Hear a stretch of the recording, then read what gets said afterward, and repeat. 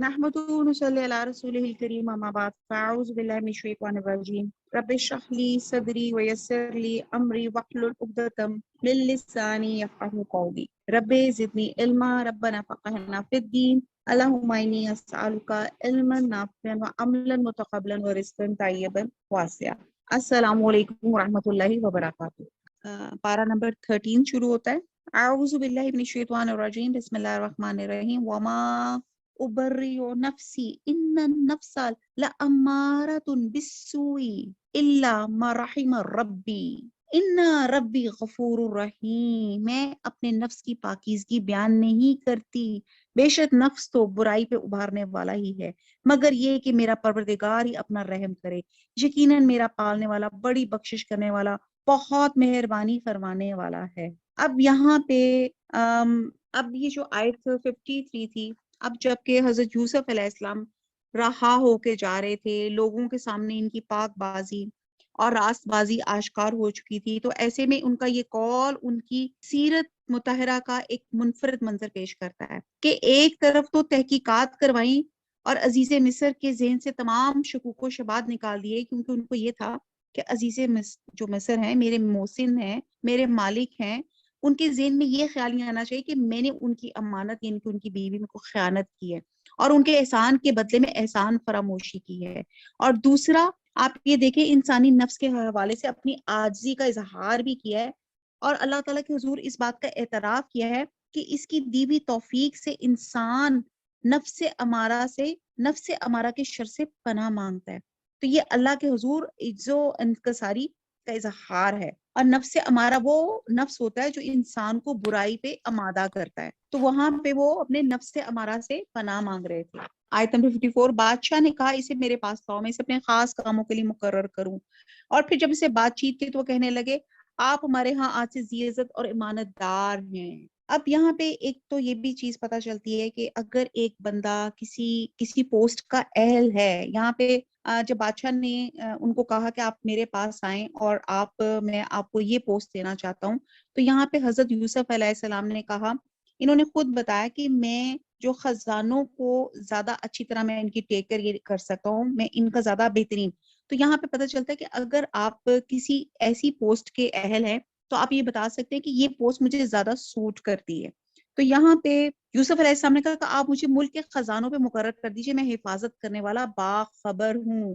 اس طرح انہوں نے یوسف کو ملک کا قبضہ دے دیا کہ وہ جہاں کہیں چاہیں رہیں سے، ہم جسے چاہیں اپنی رحمت پہنچا دیتے ہیں، ہم نیکوکاروں کا ثواب ضائع نہیں کرتے۔ اب آپ دیکھیں سب سے بہترین صدقہ یہ ہوتا ہے کہ انسان اپنے اوپر ہونے والی زیادتی کو درگزر کر جائے۔ حضرت یوسف علیہ السلام سے ہم نے یہ چیز سیکھنی ہے کہ میرے اوپر کوئی بھی کوئی زیادتی کر جائے تو آپ نے اس کو درگزر کرنا ہے، اور درگزر بھی ایسے کرنا ہے کہ خاموش، یعنی کہ آپ نے تانا بھی نہیں دینا۔ اکثر ہم کسی کو معاف بھی کر کے کہتے ہیں اچھا تمہیں تو اللہ ہی پوچھے گا، میرا حساب تو اللہ ہی لے گا۔ تو آپ یہ سوچیں نیکی اگر آپ نے کی اور آپ سوچیں کہ مجھے کسی نے اپریشیٹ ہی نہیں کیا، لوگوں نے ایکنالج ہی نہیں کیا، تو یہ دیکھیں کہ اللہ مجھے دیکھ رہا ہے۔ کوئی آپ کو ریکگنائز کرے نہ کرے، اللہ تعالیٰ نے آپ کو ریکگنائز کر لیا ہے۔ اور پھر دوسری بات جو ہمیں سمجھ آتی ہے کہ بھلائی جب آپ کرنی ہے تو آپ کی ایکسپیکٹیشنز نہیں ہونی چاہیے۔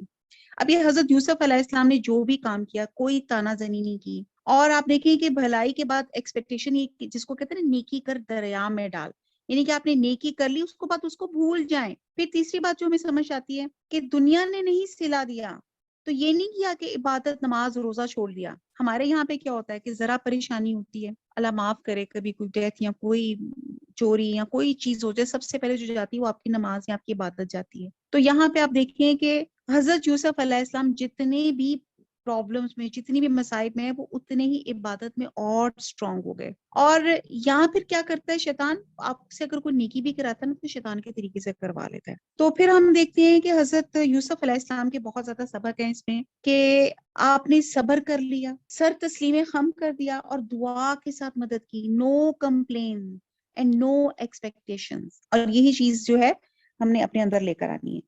تو بہرحال حضرت یوسف جو تھے انہوں نے خزانوں کے جو تھے انہوں نے خود اس کی پوچھ سنبھالی، اور اسی لیے تعالیٰ کہتے ہیں ہم نیکوکاروں کا ثواب ضائع نہیں کرتے. آیت نمبر 57 یقیناً ایماندار اور پرہیزگاروں کا اوپر بھی اجر بہت ہی بہتر ہے. یوسف کے بھائی آئے اور یوسف کے پاس گئے تو اس نے انہیں پہچان لیا اور انہوں نے اسے نہ پہچانا.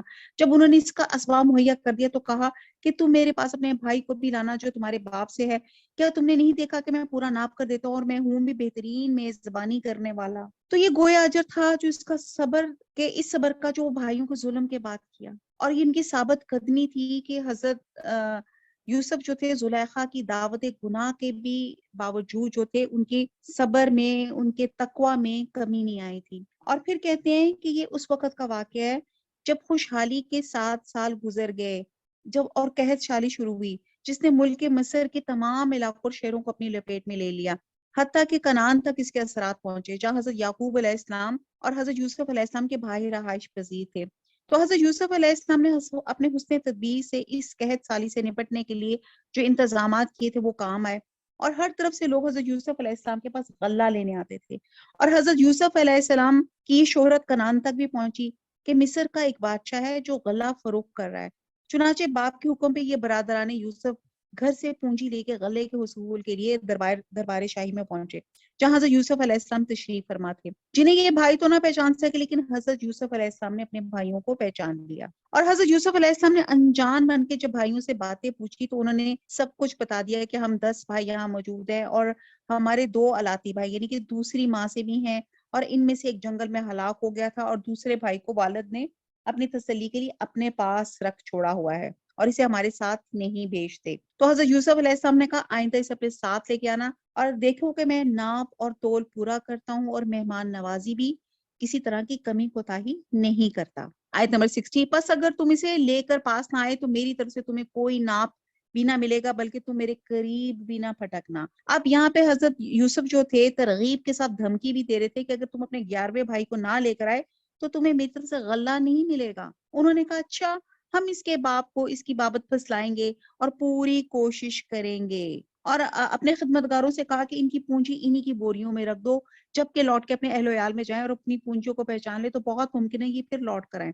یعنی کہ انہوں نے سامان کے انہوں نے عوض پیسے دیے تھے لیکن آپ حضرت یوسف علیہ السلام کا بہترین اخلاق دیکھیں کہ آپ نے انہی کی جو پونجی تھی انہی کی سامانوں میں دوبارہ رکھ دی تاکہ جب وہ دیکھیں کہ غلہ بھی مل گیا اور ان کے پیسے بھی واپس آ گئے تو پھر یہ اسی شوق سے دوبارہ آ سکے. آیت نمبر 63 جب یہ لوگ لوٹ کر اپنے والد کے پاس گئے تو کہنے لگے ہم سے تو غلے کا پیمانہ روک لیا گیا ہے اب آپ ہمارے ساتھ ہمارے بھائی کو بھیجیے گا کہ ہم پیمانہ بھر کر لائیں ہم اس کی نگہبانی کے ذمہ دار ہیں. یعقوب نے کہا کہ مجھے تو اس کی بابت تمہارے بس ویسے ہی اعتبار ہے جیسے اس سے پہلے اس کے بھائی کے بارے میں تھا.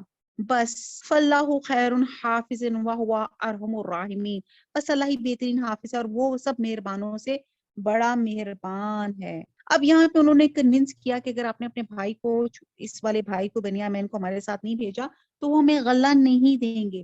تو یہاں پہ حضرت یعقوب علیہ السلام کو پھر یہی چیز ہوئی کہ مجھے یہی ڈر ہے کہ اس کے ساتھ وہی نہ ہو جائے جو حضرت یوسف علیہ السلام کے ساتھ ہوا تھا. تم لوگوں نے تب بھی حضرت یوسف علیہ السلام کا حفاظت کا وعدہ لیا تھا اور تم لوگوں نے پورا نہیں کیا تھا. اور انہوں نے کہا اور چونکہ غلے کی شدید ضرورت تھی اور اس اندیشے کے باوجود بھی بنیامین کو ساتھ بھیجنے سے انکار مناسب نہیں تھا اور اللہ پہ حضرت یعقوب علیہ السلام کا بھروسہ تھا اور اس لیے بھیجنے پہ آمادگی انہوں نے ظاہر کر دی. آیت نمبر 65 جب انہوں نے اپنا اسباب کھولا تو انہوں نے اپنے سرمایہ موجود پایا جو ان کی جانب لوٹا دیا گیا تھا اور کہنے لگے اے ہمارے باپ ہمیں اور کیا چاہیے دیکھیے تو یہ ہمارا سرمایہ بھی ہمارا واپس لوٹا دیا گیا ہم اپنے خاندان کو رسد لا دیں گے اور اپنے بھائی کی نگرانی رکھیں گے اور 1 اونٹ کے بوجھ کا غلے کا پیمانہ زیادہ لائیں گے. اور یہ ناپ تو بہت آسان ہے کیونکہ فی کس 1 اونٹ جتنا بوجھ اٹھاتا تھا غلہ دیا جاتا تھا اور بنیامین کی وجہ سے 1 اونٹ ان کو غلہ زیادہ ملے گا.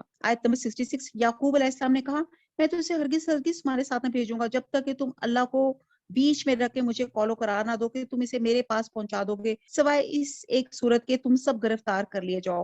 جب انہوں نے پکا قول و قرار دے دیا تو انہوں نے کہا ہم جو کچھ کہتے ہیں اللہ اس پہ نگہبان ہے. اور یعقوب علیہ السلام نے کہا اے میرے بچے تم سب ایک دروازے سے نہ جانا بلکہ کئی جدا جدا دروازوں میں سے داخل ہونا میں اللہ کی طرف سے آنے والی کسی چیز کو تم سے ٹال نہیں سکتا، حکم صرف اللہ ہی کا چلتا ہے اور میرا کامل بھروسہ اسی پر ہے، اور ہر ایک بھروسہ کرنے والوں کو اسی پہ بھروسہ کرنا چاہیے۔ اب یہاں پہ جو چیز پتا چلتی ہے کہ انہوں نے اجازت دے دی، تو پھر یہاں پہ انہوں نے ایک اور چیز بتائی کہ نظر کا لگ جانا حق ہے، یہ صحیح بخاری کی مفہوم ہے، اور نبی صلی اللہ علیہ وسلم نے نظر سے بچنے کے لیے دوائی کلمات جو اپنی امت کو بتائے وہ یہ ہیں کہ جب بھی تمہیں کوئی چیز اچھی لگے تو بارک اللہ کہنا چاہیے، اور کہتے ہیں کہ جس کی نظر لگے اس کو کہا جائے غسل کرے، اور اس کا غسل کا یہ پانی اس شخص کے سر اور جسم پہ ڈالا جائے جس کو نظر لگی ہو، اور کہتے ہیں ماشاء اللہ لا قوت الا باللہ پڑھنا بھی قرآن سے ثابت ہے، اور پھر یہ ہے کہ قل اعوذ برب الفلق اور قل اعوذ برب الناس بھی بطور دم آپ پڑھ سکتے ہیں۔ تو آپ اپنے بچوں کو کہہ رہے تھے، نصیحت کر رہے تھے کہ تم ماشاءاللہ 11 لوگ 11 بیٹے ہو، نظر نہ لگ جائے، تم لوگ ایک دروازے سے نہ جانا بلکہ ڈفرنٹ دروازوں سے جانا، اور مجھے اللہ پہ پورا بھروسہ ہے۔ آیت نمبر 68، جو انہی راستوں سے جن کا حکم ان کے والد نے انہیں دیا تھا انہیں دیا تھا گئے، کچھ نہ تھا کہ اللہ نے جو بات مقرر کر دی تھی اسے انہیں ذرا بھی بچا لے، مگر یعقوب کے دل میں ایک خیال پیدا ہوا جسے اس نے پورا کر لیا، بلا شبہ وہ ہمارے سکھلائے ہوئے علم کا عالم تھا، لیکن اکثر لوگ نہیں جانتے۔ یہ سب جب یوسف علیہ السلام کے پاس پہنچے تو اس نے اپنے بھائی کو اپنے پاس بٹھا لیا اور کہا کہ میں تیرا بھائی یوسف ہوں، بس یہ جو کچھ کرتے ہیں اس کا کچھ رنج نہ کر۔ پھر جب انہوں نے اس کا سامان اسباب ٹھیک ٹھاک کر کے دیا تو اپنے بھائی کے اسباب میں پانی پینے کا پیالہ رکھ دیا، پھر ایک آواز دینے والے نے پکار کر کہا اے قافلے والو تم لوگ تو چور ہو۔ ایکچولی اسکالرز کہتے ہیں کہ دو آدمیوں کو ایک کمرے میں ٹھہرایا گیا، اور یوں بنیامین جب اکیلے رہ گئے تو حضرت یوسف علیہ السلام نے انہیں تنہا الگ ایک کمرے میں رکھا اور پھر خلوت میں ان سے باتیں کی اور ان کو ساری باتیں بتائیں اور بتایا کہ میں تمہارا بھائی ہوں، اور بنیامین کو روکنے کے لیے جو ہیلا اختیار کیا اور اس سے بھی انہیں آگاہ کر دیا تاکہ وہ پریشان نہ ہو۔ تو اسکالرز کہتے ہیں کہ پانی پینے کا برتن تھا، سونے یا چاندی کا تھا، اور پانی پینے کے علاوہ غلہ ناپنے کے کام بھی آتا تھا، تو وہ بنیامین کے سامان پہ رکھ دیا، اور اس کے بعد اور یہ بات جو تھی حضرت یوسف علیہ السلام نے بنیامین کو بتا دی تھی کہ میں اس طرح تمہارے اس میں سامان میں پیالہ رکھ دی ہے، اور اس طرح پھر جب انہوں نے دیکھا کہ آگے پڑھتے آیت نمبر 71 میں کہ جب انہوں نے سامان جو تھے حضرت یوسف علیہ السلام کے، انہوں نے کہا کہ ہمارا تو ایک پیالہ نہیں مل رہا، اور انہوں نے ان سے کہا کہ تمہارا حال تو چوروں سے ہے، بادشاہ کا پیالہ ہے اور بادشاہ کی رضامندی کے بغیر تمہارے سامان کے اندر پایا گیا ہے، اور یہ اس لیے انہوں نے کہا کہ تم چور ہو۔ انہوں نے ان کی طرف منہ پھیر کر کہا کہ تمہاری کیا چیز کھوئی ہے۔ آیت نمبر 72 جواب دیا گیا کہ شاہی پیمانہ گم ہو گیا، جسے لے آئے اسے 1 اونٹ کے بوجھ کا غلہ ملے گا، اور اس وعدے کا میں ضامن ہوں۔ مزید انہوں نے جو اس کو کہتے ہیں نا موٹیویشن دی کہ جو کوئی اسے بتائے گا میں اس کو مزید 1 اونٹ کا زیادہ سامان دوں گا۔ انہوں نے کہا اللہ کی قسم تم کو خوب علم ہے ہم ملک میں فساد پھیلانے کے لیے نہیں آئے، نہ ہم چور ہیں۔ مطلب انہوں نے کہا کہ ہم تو چور نہیں ہیں۔ انہوں نے کہا اچھا چور کی کیا سزا ہے اگر تم جھوٹے ہو؟ جواب دی اس کی سزا یہی ہے کہ جس کے اسباب میں پایا جائے گا اس کا بدلہ ہے، ہم تو ایسی ظالموں کو یہی سزا دیتے ہیں۔ اب حضرت یوسف علیہ السلام کی حکمت دیکھیں کہ آپ نے اپنے بھائیوں سے خود ہی پوچھا کہ اگر کوئی چور نکل آئے تو کیا سزا ہونی چاہیے، تو پھر انہوں نے حضرت یعقوب علیہ السلام کی جو شریعت میں سزا تھی اس کے مطابق انہوں نے ان کے بھائیوں نے سزا یہ تجویز تھی کہ جس میں سے سامان میں سے پیالہ نکلے گا تو اسی کو سزا دی جائے گی۔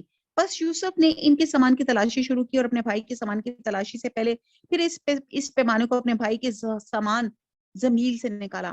ہم نے یوسف کے لیے اسی طرح یہ تدبیر کی، اس بادشاہ کے قانون کے روح سے یہ اپنے بھائی کو نہ لے سکتا تھا مگر یہ کہ اللہ کو منظور ہو، ہم جسے چاہیں درجے بلند کر دیتے ہیں، ہر ذی علم پر فوقیت رکھنے والا دوسرا ذی علم موجود ہے، یعنی کہ ہر عالم سے بڑھ کے کوئی نہ کوئی عالم ہوتا ہے، اس لیے کوئی صاحب علم اس دھوکے میں نہ مبتلا ہو کہ میں اس وقت کا عالم ہوں۔ تو اس کا مطلب ہے کہ ہر صاحب علم کے اوپر ایک علیم یعنی کہ اللہ تعالی موجود ہے۔ آیت نمبر 77 انہوں نے کہا اگر اس نے چوری کی تو کوئی تعجب کی بات نہیں، اس کا بھائی بھی پہلے چوری کر چکا ہے۔ یوسف علیہ السلام نے اس بات کو اپنے دل میں رکھ لیا اور ان کے سامنے بالکل ظاہر نہ کیا اور کہا کہ تم بدتر جگہ میں ہو، جو تم بیان کرتے ہو اسے اللہ خوب جانتا ہے۔ اب آپ یہ دیکھیں کہ ان کے بھائی کیسے ہیں کہ بنیامین کے ساتھ ساتھ حضرت یوسف علیہ السلام کا بھی انہوں نے ذکر کر دیا کہ ہاں وہ بھی چور تھا تو یہ بھی چور تھا، اور حضرت یوسف علیہ السلام کا اخلاق دیکھیں کہ آپ خاموش ہو گئے، آپ نے کوئی کسی قسم کا تانا نہیں دیا۔ آیت نمبر 78 انہوں نے کہا اے عزیز مصر، اس کے والد بہت بڑی عمر کے بالکل بوڑھے شخص ہیں، آپ اس کے بدلے ہم میں سے کسی کو لے لیجیے، ہم دیکھتے ہیں کہ آپ بڑے نیک نفس ہیں۔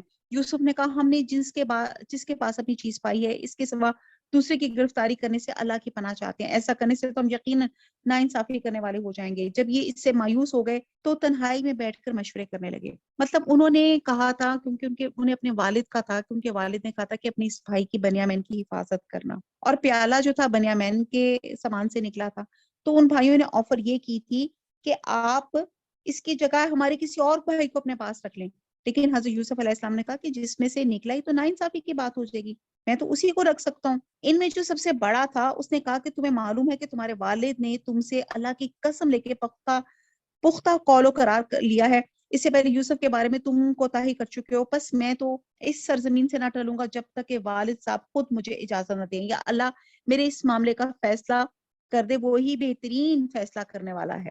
آیت نمبر 81، تم سب والد صاحب کی خدمت میں واپس جاؤ اور کہو کہ ابا جی آپ کے صاحبزادے نے چوری کی ہے، ہم نے وہی گواہی دی تھی جو ہم جانتے تھے، ہم کچھ غیب کی حفاظت کرنے والے نہ تھے، آپ اس شہر کے لوگوں سے دریافت فرما لیں، جہاں ہم تھے اس قافلے سے بھی پوچھ لیں جس کے ساتھ ہم آئے ہیں، اور یقیناً ہم بالکل سچے ہیں۔ یعنی کہ وہ اپنے جو تھے کلیریفائی کر رہے تھے کہ آپ قافلے والوں سے، لوگوں سے پوچھتے ہیں، انہیں یہ تھا کہ ہمارا والد جو ہے وہ بہت زیادہ غمگین ہوگا، تو وہ یہ جسٹیفیکیشن دے رہے تھے۔ آیت نمبر 83، یعقوب علیہ السلام نے کہا یہ تو نہیں، بلکہ تم نے اپنی طرف سے بات بنا لی ہے، بس اب صبر ہی بہتر ہے، قریب ہے اللہ تعالیٰ ان سب کو میرے پاس ہی پہنچا دے۔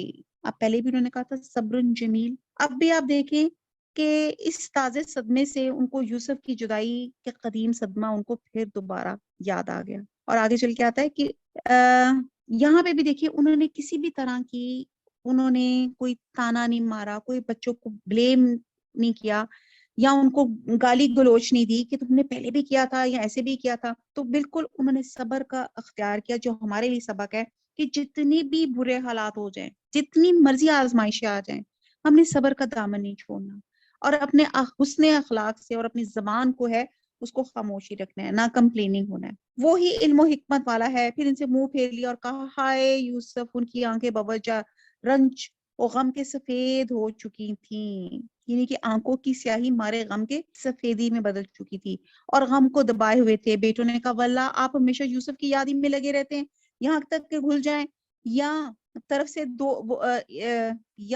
طرف سے دو وہ باتیں معلوم ہیں جو تم نہیں جانتے ہو۔ کہتے ہیں کہ آپ ہمیشہ یوسف کی یاد ہی میں لگے رہتے ہیں یہاں تک گھل جائیں یا ختم ہی ہو جائیں۔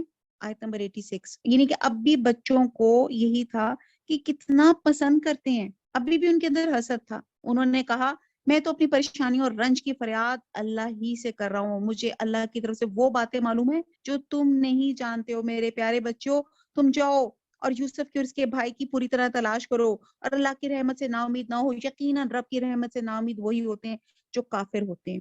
اب یہاں پہ پتہ چلتا ہے کہ مایوسی جو ہے گناہ ہے۔ سورہ حجر میں آتا ہے کہ گمراہ لوگ ہی اللہ کی رحمت سے نا امید ہوتے ہیں۔ اس کا مطلب یہ ہے کہ اہل ایمان کو سخت سے سخت حالات میں بھی صبر کا اور اللہ کی رحمت کا دامن نہیں چھوڑنا چاہیے۔ تو یہاں پہ بھی وہ دیکھیں کہ حضرت یوسف علیہ السلام کو کتنی دیر ہو گئی تھی، لیکن ان کی امید تھی کہ یہ ضرور واپس آئیں گے۔ تو وہ کہہ رہے ہیں کہ جو اللہ کی رحمت سے نامید نہ ہو، یقیناً رب کی رحمت سے نامید وہی ہوتے ہیں جو کافر ہوتے ہیں۔ پھر جب یہ لوگ یوسف کے پاس پہنچے تو کہنے لگے اے عزیز، ہم کو اور ہمارے خاندان کو دکھ پہنچا ہے، ہم حقیر پونجی لائے ہیں، بس آپ ہمیں پورے غلے کا ناپ دیں اور ہم پر خیرات کیجیے، اللہ تعالیٰ خیرات کرنے والوں کو بدلہ دیتا ہے۔ یوسف نے کہا جانتے بھی ہو کہ تم نے یوسف اور اس کے بھائی کے ساتھ اپنی نادانی کے حالت میں کیا کیا؟ انہوں نے کہا واقعی تو ہی یوسف ہے؟ جواب دیا ہاں میں یوسف ہوں اور یہ میرا بھائی ہے، اللہ نے ہم پر فضل و کرم کیا ہے۔ بات یہ ہے کہ جو بھی پرہیزگاری صبر کرے تو اللہ تعالیٰ کسی نیکوکاروں کا اجر ضائع نہیں کرتے۔ اب آپ یہ دیکھیں کہ یہ اخلاق آپ دیکھیں، اتنا اخلاق کہ جب بھائیوں کو بتا بھی دیا تو کوئی تانا نہیں مارا کہ ظاہر ہے میرے ساتھ کیا کیا تھا، کتنا میں چھوٹا تھا، کس طرح مجھے باپ ہونے کے باوجود میں نے پوری زندگی ایک یتیم والی گزاری۔ انہوں نے کوئی تانا نہیں دیا، کسی طرح کا نہیں دیا۔ اور پھر کیا ہوا کہ اور جب ان کو پتا چل گیا کہ یہ جو میرا بھائی، یہ جو بھائی ہے، یہ جو جس نے ہمیں غلہ دیا یہی حضرت یوسف ہیں. تو پھر آپ یہ دیکھیں کہ اللہ سبحانہ تعالیٰ نے حضرت یوسف کے صبر اور ان کی تقوی پہ اللہ تعالیٰ نے ان کو مصر کی فرما روائی عطا فرمائی، اور جس کی توفیق اللہ سبحانہ تعالیٰ نے ان کو دی. اور بھائیوں نے جب حضرت یوسف علیہ السلام کی شان دیکھی تو اپنی غلطی اور کوتاہی کا اعتراف کیا، اور حضرت یوسف نے پیغمبرانہ عفو اور درگزر کا کام لیتے فرمایا جو ہوا سو ہوا، آج تمہیں کوئی سزنج اور ملامت نہیں. فتح مکے والے دن رسول صلی اللہ علیہ وسلم نے بھی مکہ کے ان کفار اور سرداران قریش کو جو آپ کے خون کے پیاسے تھے، آپ کو طرح طرح کی اذیتیں دیتے تھے، یہی الفاظ فرما کے انہیں معاف فرما دیا تھا. تو یہاں پہ انہوں نے کیا کہا؟ آیت کے الفاظ ہیں، آیت نمبر 91. انہوں نے کہا اللہ کی قسم اللہ تعالیٰ نے تجھے ہم پر برتری دی، اور یہ بھی بالکل سچ ہے کہ ہم خطا کار تھے. جواب دیا آج تم پر کوئی ملامت نہیں. یہ وہی الفاظ ہیں جو فتح مکہ پہ اللہ کے رسول نے بھی کہے تھے، لا تثریب لکم، اللہ تمہیں بخش دے، وہ سب مہربانوں سے بڑا مہربان ہے. میرا یہ کرتا تم لے جاؤ اور اسے میرے والد کے منہ پہ ڈال دو، اور وہ دیکھنے لگیں گے، اور وہ اور آ جائیں اور اپنے تمام خاندان کو میرے پاس لے. اور جب یہ قافلہ جدا ہوا تو ان کے والد نے کہا مجھے تو یوسف کی خوشبو آ رہی ہے، اگر تم مجھے سٹیا ہوا قرار نہ دو. اب آپ یہ دیکھیں کہ کتنا زبردست ان کے ساتھ برتاؤ کیا اپنے بھائیوں کے ساتھ. اور پھر اس کے بعد ان کو اپنی قمیض دی، اور یہ آپ یہ دیکھیں کہ قمیض ابھی چلی ہی تھی، قافلہ چلا ہی تھا کہ حضرت یوسف علیہ السلام کی حضرت یعقوب علیہ السلام کو خوشبو آنے لگ گئی. اور کہتی ہیں کہ اب یہ اللہ تعالیٰ کی حکمت تھی، یا اللہ تعالیٰ جس وقت جو چیز کا ارادہ کرتے تو وہ ہو جاتے. تو تب اللہ تعالیٰ کو اس سے پہلے نہیں، ان کو اس وقت وہ خوشبو آنے لگ گئی حضرت یعقوب علیہ السلام کو. وہ کہنے لگے واللہ آپ اپنے اس خبر میں مبتلا ہیں. جب خوشخبری دینے والے نے پہنچ کے ان کے منہ پہ وہ کرتا ڈالا تو اسی وقت وہ پھر سے بینا ہو گئے، ان کی آنکھیں آ گئی. بینائی اتنا روتے تھے کہ ان کی آنکھیں چلی گئی تھیں. کہا کیا میں تم سے نہ کہا کرتا تھا کہ میں اللہ کی طرف سے وہ باتیں جانتا ہوں جو تم نہیں جانتے. انہوں نے کہا ابا جی آپ ہمارے لیے گناہوں کی بخشش طلب کیجئے، بے شک ہم کو قصوروار ہے.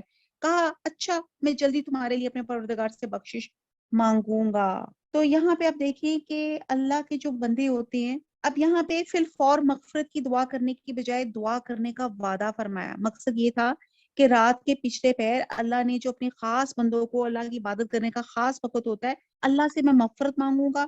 اور دوسری بات یہ بھی ہو سکتی کہ بھائیوں کی زیادتی جو حضرت یوسف علیہ السلام پر ہوئی تھی، ان سے مشورہ لینا ضروری تھا، اس لیے انہوں نے تاخیر کی اور فوراً مغفرت کی دعائیں نہیں کی. آگے کہتے ہیں کہ وہ بہت بڑا بخشنے والا ہی نہیں کہ اللہ تعالیٰ کی بتایا جا رہا ہے، وہ بہت بڑا بخشنے والا اور نہایت مہربانی کرنے والا. آیت نمبر 99. جب یہ سارا گھرانہ یوسف کے پاس پہنچا تو یوسف نے اپنے ماں باپ کو اپنے پاس جگہ دی اور کہا اللہ کو منظور ہے، آپ سب امن و امان کے ساتھ مصر میں آؤ.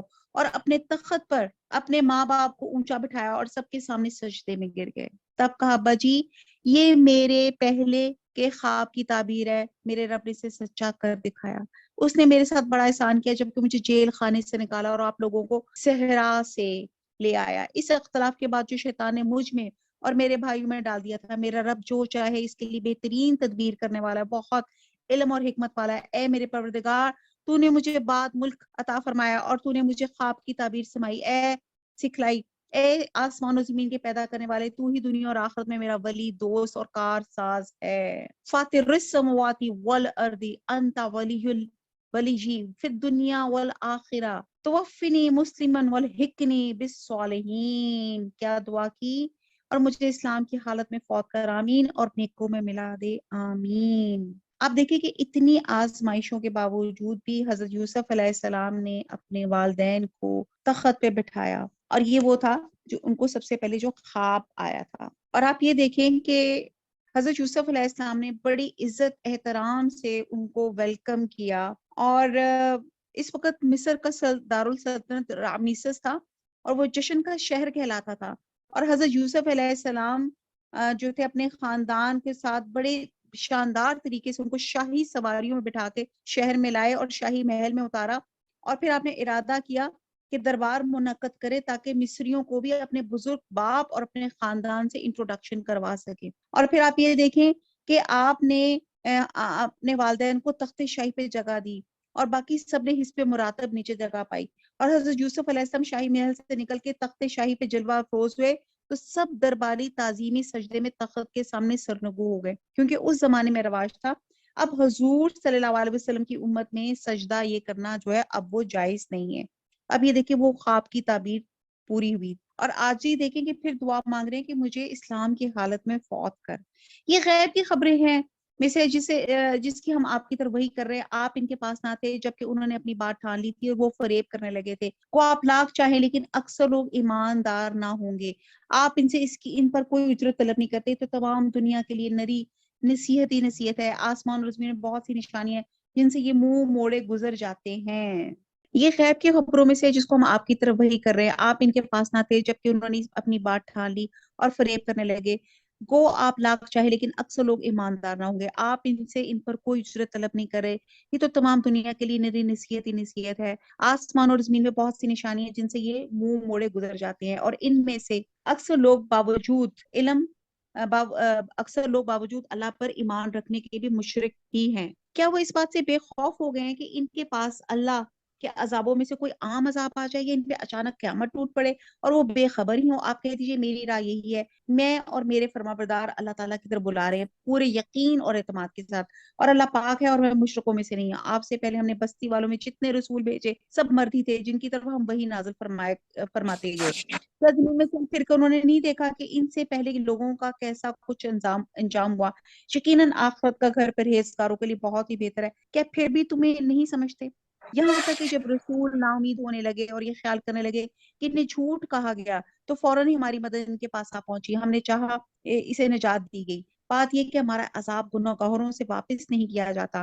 ان کے بیان میں عقل والوں کے لیے یقیناً نصیحت اور عبرت ہے. یہ قرآن جھوٹی بنائی بات نہیں بلکہ تصدیق ہے ان کتابوں کی جو سے پہلے کی ہیں. کھول کھول کر بیان کرنے والا ہے ہر چیز کو اور ہدایت اور رحمت ہے ایماندار لوگوں کے لیے. اب یہاں پہ حضرت حضور صلی اللہ علیہ وسلم کو تسلی بھی دی جا رہی تھی کہ آپ کی قوم پہ جو عذاب میں تاخیر ہو رہی ہے اس میں گھبرانے کی ضرورت نہیں ہے. پچھلی قوموں پہ بھی جو عذاب میں تاخیر ہوتی تھی یہ اللہ تعالیٰ کی مشیت ہے, اللہ کا حکمت ہے, یہ ہم نہیں کہہ سکتے. تو یہ اب ہم یہ دیکھتے ہیں کہ حضرت یوسف علیہ السلام کا ہم کریکٹر دیکھتے ہیں کہ آپ کا کریکٹر آپ دیکھیں کہ آپ کتنے بچپن ہی سے آپ کے ساتھ جو ہوا ایک تو وراثتی آپ کے اندر ایک نبوت اور خصوصی اللہ تعالیٰ نے آپ کو حکمت اور دنائی عطا کی.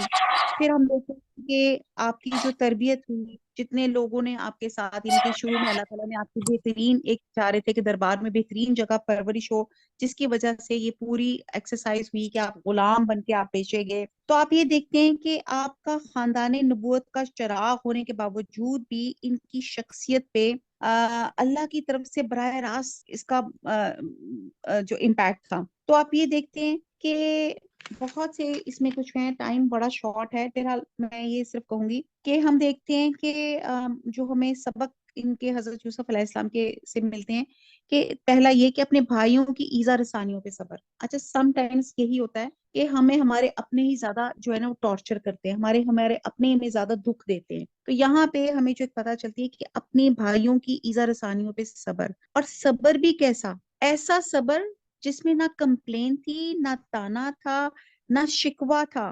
لا تسریب لکم, میں نے تمہیں معاف کیا. دوسرا, ایسی قوم کے ہاتھوں فروخت ہونے پہ صبر جو ان کی معاشرت اور دین کی دشمن تھی. تو یہ بھی دیکھیں صبر, یعنی کہ بھائیوں کی ایذا رسانی پہ صبر, بھائیوں کے فروخت ہونے پہ صبر. پھر عزیز مصر کی بیوی اور مصری عورتوں کی پرفریب ترغیبات پہ بھی صبر کیا. پھر قید و بند کی آزمائشوں پہ بھی آپ نے صبر کیا. اور عزیز مصر کی جاگیر کا مختار کل بن جانے پہ بھی صبر, یعنی کہ اپنی خواہش نفس کو کنٹرول میں رکھا اور زیادہ شکر گزار ہو گئے. اور پھر حکومت مصر کے حق میں متعلق ہونے پہ بھی صبر, ان کے ظلم وغیرہ سے پرہیز کیا. پھر آپ دیکھیں کہ اپنی ایذا رساں بھائیوں کو جنہوں نے ان کو ایذا پہنچائی تھی ان کو معاف کر دیا.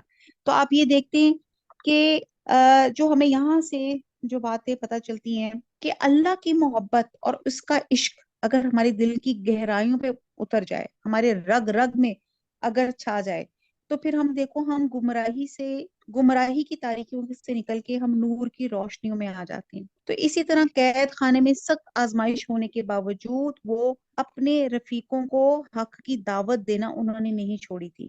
تو جو ایک دائی ہونے کا ایک بہترین کریکٹر تھا وہ آپ نے ادا کیا. اب انسانی معاملات میں دو ہی چیزیں ہوتی ہیں, ایک حقوق العباد, ٹھیک ہے جی, اور ایک حقوق اللہ. حقوق اللہ یعنی کہ اللہ کا خوف. اللہ میرا ایک ایک لفظ، میرے ہر سوچ، میرا ہر رویہ جان رہا ہے. اور انسانی معاملات میں حقوق العباد کے اب جب لوگ عبادت میں زیادہ انوالو ہو رہے ہیں، تو یہاں پہ اللہ تعالیٰ بتا رہا ہے کہ میرے تک پہنچنا ہے تو میرے بندوں کی خیر خبر کر کے میرے تک پہنچو. اگر آپ اصل کامیابی حاصل کرنا چاہتے ہو تو صبر کرو، تقوی کرو. اور جب حالات مرضی کے خلاف ہو جائیں، توقعات ٹوٹتی نظر آئیں، تو انسان اپنے آپ کو سنبھالے اور پھر کیا کرے، لوگوں کے رویوں کو جو ان کے خلاف تھے اس کو اگنور کرے اور فورگیٹ کرے. اور ہم نے بہت سے لیسن سیکھے ہیں سورہ یوسف میں. اللہ تعالیٰ ہماری زندگیوں میں یہ لیسنس کو اللہ تعالیٰ جاری اور ساری کرے اور اللہ تعالیٰ آپ کی زندگی عطا فرمائے. سورہ رعد آتی ہے. سورہ رعد جہاں پہ آئے گی بجلی کڑک، اس کی جو میننگ ہے تو اس پہ انشاءاللہ بات کریں گے.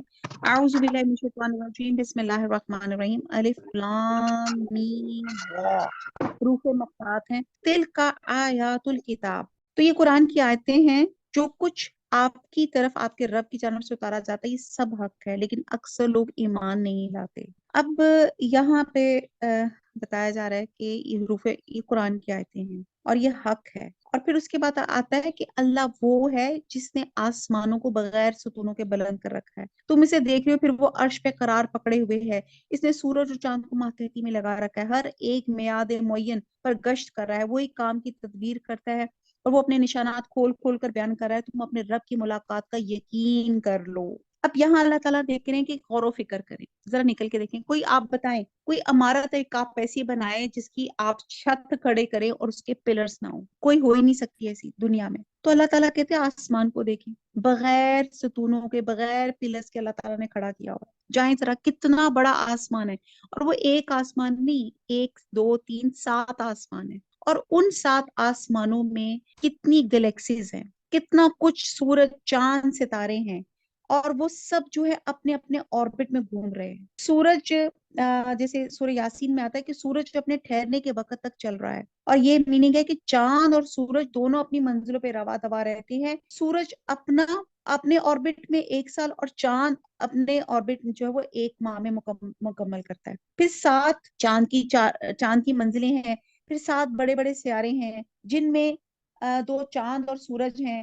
اور بہرحال یہ ساری چیزیں ہیں جیسے حامیم سجدہ میں ہے. تو اب آپ یہ دیکھتے ہیں کہ حامیم سجدہ میں ہے کہ سورج اور چاند کو سجدہ نہ کرو، اس اللہ کو سجدہ کرو جس نے انہیں پیدا کیا، اگر تم صرف اسی کی عبادت کرنا چاہتے ہو. اور سورہ اعراف میں آتا ہے آیت نمبر 54، سورج چاند اور تارے سب مل کے حکم کے تابع ہیں، سب اس کے حکم کے تابع ہیں. تو آپ اندازہ لگائیں زمین کا، آسمان کا، یہ آسمان کی بھی بات کی جا رہی ہے کہ کتنا کچھ ہے آسمان پہ. لیکن اللہ تعالیٰ نے اتنا کچھ آسمان پہ ہے لیکن کوئی چیز ہمارے اوپر گرتی نہیں. اللہ نے کس طرح اس کو آسمان کو پکڑ کے رکھا ہوا ہے اور کس طرح سے ہر چیز اپنے آربٹ میں گھوم رہی ہے. آپ اپنی دنیا میں کوئی چیز کر لیں، کسی جگہ اپنے ٹائم پہ جانا ہو، جتنے مرضی آپ پنکچوئل ہو، کہیں نہ کہیں منٹ سیکنڈ کی آپ کی غلطی ہو جاتی ہے. کچھ نہ کریں تو آپ کی گھڑیوں کی، آپ کے جو واچز ہیں وہ بھی تھوڑی دیر بعد ان کے سیل ویک ہو جاتے ہیں اور وہ بھی پراپر کام کرنا بند کر دیتی. لیکن اللہ سبحانہ تعالیٰ نے سورج اور چاند کو ماتحتی میں لگا رکھا ہے. اللہ کے فرما بردار ہیں. جو اللہ تعالیٰ نے ان کو بتا دی وہ ایک فریکشن آف سیکنڈ اپنے آربٹ سے، اپنے راستے سے ادھر اور ادھر نہیں ہوتے. وہی کام کی تدبیر کرتا ہے اور اپنے نشانات کھول کھول کر بیان کرتا ہے کہ تم اپنے رب کی ملاقات کا یقین کر لو. یہ کیوں کر رہے ہیں؟ تاکہ یقین کر لیں. ایک وہ تھیوری آئی تھی بگ بینگ تھیوری، کہ وہ کہتے تھے کہ یہ جو کائنات ایک دھماکے سے وجود میں آ گئی. تو مجھے یہ بتائیں کہ اس قدر ایکوریٹ دنیا کا جو نظام ہے، سورج اس وقت آپ سے 900 کروڑ کے فاصلے پر ہے اور کس طرح وہ اپنے آربٹ پہ گھوم رہا ہے. ہر ایک کا آپ دیکھیں کہ اگر سورج کا ہمارا تعلق اگر قریب آ جائے تو آپ دیکھیں کہ ہم گرمی سے ہی مر جائیں، اور اگر سورج اپنے اس ڈیزائرڈ جو اللہ تعالیٰ نے مقرر کیا فاصلہ اور اس سے دور ہو جائے تو ہم ٹھنڈ سے مر جائیں. تو یہ اللہ تعالیٰ نے بڑے طریقے سے ہر چیز کو، جس کو کہتے ہیں نا مقرر کر کے، ہر چیز کا اپنا وہ اپنی ان کا ایک طریقہ ہے اور اللہ تعالیٰ نے وہ ہر چیز اللہ کی اطاعت میں لگی ہوئی ہے، اور اللہ تعالیٰ یہ سب چیزیں کہہ رہے ہیں تاکہ ہمیں اللہ سے ملاقات کا یقین ہو جائے۔ اسی نے زمین پھیلا کر بچھا دی، اس میں پہاڑ اور نہریں پیدا کر دی۔ اب آپ دیکھیں کہ زمین کے طول اور عرض کا اندازہ لگائیں کہ آپ یہ دیکھتے ہیں کہ ویسے ہمیں پتا ہے کہ ہماری دنیا کا ایک حصہ لینڈ ہے اور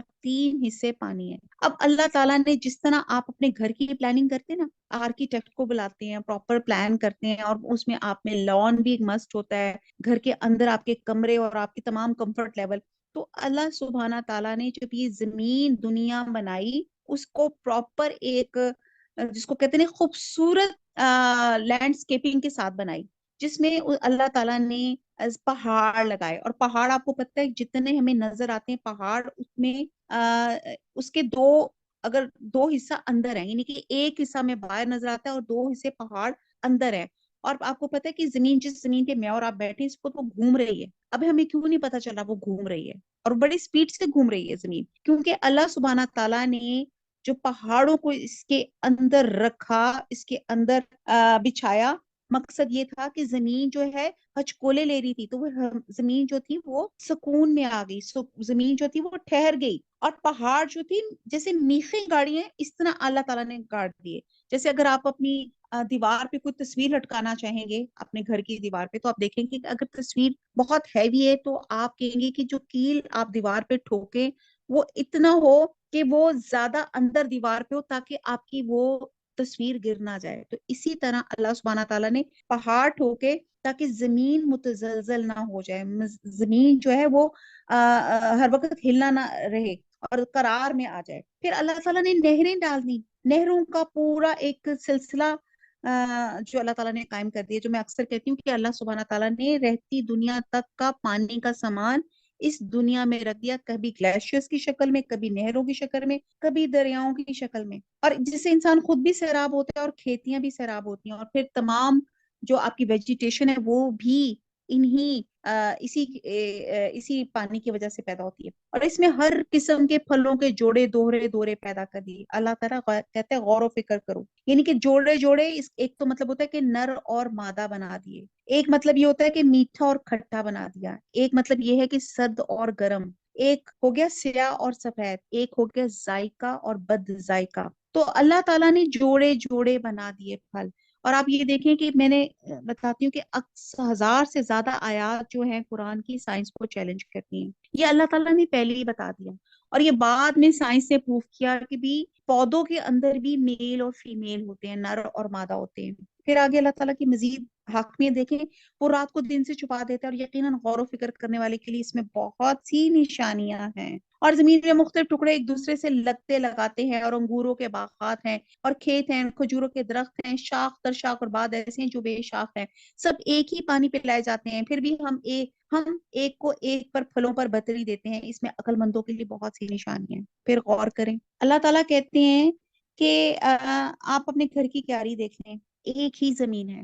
کبھی آپ نے مٹی ٹیسٹ کی ہے؟ ہلکی سی نمکین ہوتی ہے تھوڑی سی، میں نے بچپن میں ٹیسٹ کی تھی۔ تو مٹی میں آپ دیکھتے ہیں کہ آپ کوئی بیج یا کوئی چیز آپ ڈالتے ہیں وہ غائب ہو جاتا ہے، اب وہی مٹی ہے، وہی سن لائٹ ہے، وہی پانی ہے، نہ سن لائٹ میں کوئی ذائقہ ہے نہ پانی میں کوئی ذائقہ ہے، اور جب آپ اس کے اندر کوئی بیج ڈالتے ہیں تو اس میں سے کبھی آم نکلتا ہے، کبھی انگور نکلتا ہے، کبھی سیب نکلتا ہے، کبھی لا تعداد جو اللہ تعالیٰ کی پھل ہیں، سبزیاں ہیں، وہ سب نکلتے ہیں۔ اور اگر آپ درمیان میں، جیسے فار ایگزامپل آپ ایک جامن کو یا ایک آم کو، اگر آپ اس کے راستے میں اس کی جو شاخ یا کوئی چیز اس کا پتے کو توڑ کر دیکھیں تو آپ اس کو ٹیسٹ کریں تو آپ دیکھیں کہ کوئی میٹھا نہیں ہے۔ اللہ سبحانہ تعالیٰ کی قدرت دیکھیں کہ وہ سارا میٹھا زمین سے وہ نیوٹریشن حاصل کرتا ہے، اور وہ سارا میٹھا انہی جڑوں سٹیم سے ہوتا ہوا جا کے اکٹھا اس پھل کے اندر داخل ہوتا ہے۔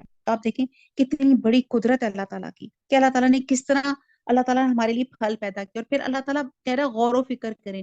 آپ کبھی पौधों की शक्लें देखें। हम जब छोटे थे तो हम लोगों ने साइंस के वो होता था कि पत्ते, डिफरेंट सॉर्ट ऑफ पत्ते आपने जमा करने हैं अपनी स्क्रैप बुक में। तो आप अपने बाहर जाके देखिए किस तरह के डिफरेंट किस्म के पत्ते हैं, क्या क्या उनकी डिजाइनिंग है। अच्छा, आप पौधों में से भी देखिए, कोई हर्ब्स हैं, कोई श्रब्स हैं, कोई बेलों की तरह चल रही हैं, कोई तनावर दरख्त हैं। तो आप ये देखते हैं कि किस किस तरह के अल्लाह ताला ने अनमोल अक़साम की वेजिटेशन पैदा की है, और इसमें अक्लमंदों के लिए निशानियां हैं। अगर तुझे ताज्जुब हो तो वाकई इनका ये कहना अजीब है कि जब हम मिट्टी हो जाएंगे तो क्या हम नई पैदाइश में होंगे। यही वो लोग हैं जिन्होंने परवरदिगार से कुफर किया, यही हैं जिनकी गर्दनों में तौक होंगे, और यही हैं जो जहन्नम के रहने वाले वाले हैं, इसमें हमेशा हमेशा रहेंगे, जो तुझसे सजा की तलबी में जल्दी कर रहे हैं। राहत से पहले ही यकीनन इनसे पहले सजा राहत से पहले यकीनन इनसे पहले सजा बतौर मिसाल गुजर चुकी है। बेशक तेरा रब अलबत्ता बख्शने वाला है लोगों के बेजा जुल्म पर भी, और ये भी यकीनी बात है कि तेरा रब बड़ा ही सख्त सजा देने वाला है। अब यहाँ पे अल्लाह की जो सिफ्त बयान की जा रही है, एक सिफ्त तो हम जानते हैं कि अल्लाह ताला रहीम है, अल्लाह गफूर है, अल्लाह माफ करने वाला है। लेकिन यहाँ पे एक अल्लाह की सिफ्त ये है, अल्लाह कहार है, जब्बार है। आप ये देखें कि ये जो अल्लाह ताला है कि अल्लाह जैसे कि अल्लाह जो है ना, रजा, उम्मीद और खौफ, ये दोनों पहलू सामने रखेंगे। अगर उम्मीद ही उम्मीद सामने रखेंगी तो इंसान जो है ना, अल्लाह ताला ये सोचेगा अल्लाह गफूर है, रहीम है, तो अगर वो सिर्फ उम्मीद पे रहेगा तो फिर इंसान अल्लाह की नाफरमानी में दिलेर हो जाएगा। और अगर हर वक्त अगर हो कि अल्लाह का खौफ उसके सर पे रहेगा तो वो अल्लाह की रहमत से मायूसी होती रहेगी, और फिर ये दोनों बातें इंसान के लिए तबाहकुन है। इसलिए कहा जाता है कि ईमान खौफ और उम्मीद के दरमियान में है, और इन दोनों बातों के दरमियान में एतदाल और तवाजुन का नाम ईमान है। इंसान अल्लाह के अजाब से, खौफ से बेपरवाह होता है, ना अल्लाह की रहमत से मायूस होता है। और काफिर कहते हैं कि इस पे इसके रब की तरफ से कोई निशान मौजूदा क्यों नहीं उतारा गया। बात यह है कि आप तो सिर्फ आगाह करने वाले हैं, हर कौम के लिए हादी है। मादा अपने शिकम में जो कुछ रखती है इसे अल्लाह बखूबी जानता है, और पेट का घटना बढ़ना भी हर चीज उसके पास अंदाजे से है। हमारी आजकल की तो जो टेक्नोलॉजी है वो ये बता सकती है कि अगर आप कोई प्रेग्नेंट औरत अपना कुछ पता कराना चाहे तो ये पता चलेगा जी आपका 3 मंथ्स या इतने डेज हो गए हैं, या ये आपकी एक्सपेक्टेड डेट है, या इस तरह कुछ है। तो या मेल है या फीमेल है। लेकिन अल्लाह सुब्हाना ताला जैसे ही कोई बच्चा दुनिया में आता है तो रहमे मादर में वो नर है, मेल है या फीमेल है, खूबसूरत है, बदसूरत है, नेक है, बद है, उसकी क्या उम्र है, ये सब बातें अल्लाह ताला जानता है। उसको क्या बीमारी होगी, कब उसकी शादी होगी, हर चीज अल्लाह ताला ने लिखी होती है।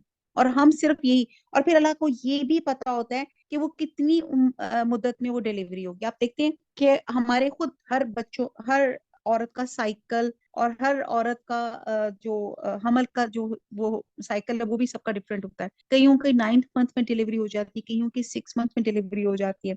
एक मेराकुलस बेबी है माशाल्लाह, वो 10-12 साल का हो गया है। मेरी कजन का बेटा है अमेरिका में, वो 4th मंथ का था, उसकी कुछ प्रॉब्लम ऐसी होगी कि उन्होंने उसको इंक्यूबेटर में रखा, माँ से रहम से निकाल के, और माशाल्लाह माशाल्लाह उसको उन्होंने इंक्यूबेटर में 9 महीने, यानी कि अगले उसने पूरे 9 मंथ्स उसमें पूरे किए, और माशाल्लाह बिल्कुल वो तंदुरुस्त और हंसता खेलता बच्चा है। तो ये है अल्लाह की कुदरत कि अल्लाह ताला जिसको भी जैसे भी नवाजे, अल्लाह ताला जानता है, और हर चीज उसने अंदाजे से पैदा की है। आयत नंबर 9, ज़ाहिर व पोशीदा का वो आलम है सबसे बड़ा, सबसे बुलंद व बाला। तुम में से किसी का अपनी बात को छुपा कर कहना या और बावाजे बुलंद इसे कहना, और जो रात को छुपा हुआ हो और जो दिन में चल रहा हो, सब अल्लाह पर बराबर व यकसा है। यहाँ अल्लाह ताला की पता चलती है कि अल्लाह ताला हर चीज को, हमारी जाहिर और बातिन को जानता है। जितनी मर्जी कोई चीज अल्लाह से छुप के करे, अल्लाह सब जानता है। आयत नंबर 11, इसके पहरेदार इंसान के आगे पीछे मुकर्रर हैं जो अल्लाह के हुक्म से इसकी निगहबानी करते हैं, और किसी कौम की हालत अल्लाह ताला नहीं बदलता जब तक कि वो खुद इसे ना बदल दें जो इनके दिलों में है। अल्लाह ताला जब किसी कौम को सजा का इरादा कर लेता है तो वो बदला नहीं करता सिवाय इसके को कोई इनका कारसाज नहीं। यानी कि अल्लाह ताला ने इंसान की हिफाजत के लिए फरिश्ते रखे हुए हैं, और साथ साथ हर एक के साथ हमारे साथ एक शैतान भी है, और जो हमें हर वक्त, जो हम सीधी रात पे होते हैं तो हमें फौरन हमें डिट्रैक्ट करता है कि नहीं भाई इधर से हट जाओ, मुड़ जाओ यहाँ से। तो आयत नंबर 12 है। आयत नंबर 12 है जहाँ पे जो रात है ना, ये आपका लफ्ज जो सूरत का ये आएगा, وہ اللہ ہی ہے جو تمہیں بجلی کی چمک ڈرانے اور امید کے لیے دکھاتا ہے. وَيُسَبِّحُ الرَّعْدُ بِحَمْدِهِ وَالْمَلَائِكَةُ مِنْ خَيْفَتِهِ. اللہ تعالیٰ فرماتے ہیں کہ وہ اللہ ہی ہے جو تمہیں بجلی کی چمک ڈرانے اور امید دلانے کے لیے دکھاتا ہے، بھاری بادلوں کو پیدا کرتا ہے. بھاری بادلوں سے مراد وہ بادل ہے جن میں بارش کا پانی ہو. اب آپ دیکھیں رات یعنی کہ بجلی کی جو چمک، اب اس کا ہم دیکھیں تو رات کا یا سورہ رات کا نچوڑ یہ ہے کہ انسان پر کوئی چیز آ جائے تو وہ اترانا شروع کر دیتا ہے. چھوٹی گاڑی ہو تو بڑی گاڑی تو وہ اترانا شروع کر دیتا ہے، چھوٹے گھر سے بڑے گھر میں جائے تو اترانا شروع کر دیتا ہے. تو رات چمکتے ہوئے بھی یعنی کہ بجلی چمکتے ہوئے بھی اللہ کی تسبیح کرتی ہے، اللہ کے جلال کو دیکھ کر عاجزی کرتی ہے، تسبیح کرتی ہے. یہاں پہ بجلی کی خصوصیت بتائی جا رہی ہے. تو یہاں پہ ہمارے لیے ہے کہ سورہ بنی اسرائیل میں کہ ہر چیز اللہ کی تسبیح کرتی ہے. کفار اللہ کی بابت لڑ جھگڑ رہے ہیں، اللہ سخت قوت والا ہے، اس کو پکارنا اس کو پکارنا حق ہے.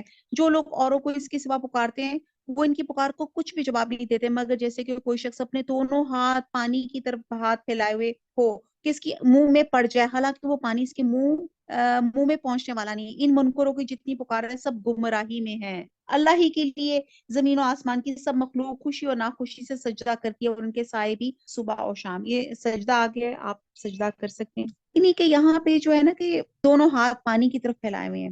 یعنی کہ جو لوگ اللہ کو چھوڑ کر دوسروں کو مدد کے لیے پکارتے ہیں ان کی مثال ایسے جیسے کوئی شخص دور سے پانی کی طرف اپنی دونوں ہتھیلیاں پھیلا کے کہ بھئی میرے منہ میں آ جاؤ. ظاہر ہے پانی ایک بے شعور چیز ہے، وہ نہیں آ سکتا، ہمیں خود ہی جانا پڑے گا، ہمیں خود جو ہے وہ ایفرٹ کرنی پڑے گی، کوئی شارٹ کٹ نہیں ہے. اسی طرح اگر آپ پتلا ہونے کے لیے کہیں کہ جی فلانا فلانا شارٹ کٹ ہے تو بھی کوئی شارٹ کٹ نہیں ہے جب تک آپ کی خود ایفرٹ اس میں شامل نہ ہو. اب آپ دیکھ لیں کہ جن ماؤں کے بچے یا جو مائیں بڑی پروٹیکٹیو ہوتی ہیں اور وہ کیا کرتی ہیں کہ وہ بچے بڑے ڈیپینڈنٹ ہو جاتے ہیں. تو یہاں پہ صحابیات کیا کرتی تھی، بچوں کو دوڑا دوڑا کے کام کرواتی تھی. تو ہمیں بھی اپنے بچوں کو دوڑا دوڑا کے کام کروانا ہے. سورہ نحل میں آتا ہے کہ انہوں نے نہیں دیکھا کہ اللہ نے جو چیز بھی پیدا کی ہے ان کے سائیں داہنے اور بائیں سے اللہ کو سجدہ کرتے ہیں اور ڈھلتے ہیں اور وہ عاجزی کرتے ہیں. آیت نمبر 16. آپ پوچھئے کہ آسمان اور زمین کا پروردگار کون ہے، کہہ دیجئے اللہ. کہہ دیجئے کہ تم پھر بھی اس کے سوا اوروں کو حمایتی بنا رہے ہو جو خود اپنی جان کے بھی بھلے برے کا اختیار نہیں رکھتے. کہہ دیجئے کہ کیا اندھا اور بینا برابر ہو سکتے ہیں؟ کیا اندھیریاں اور روشنی برابر ہو سکتی ہیں؟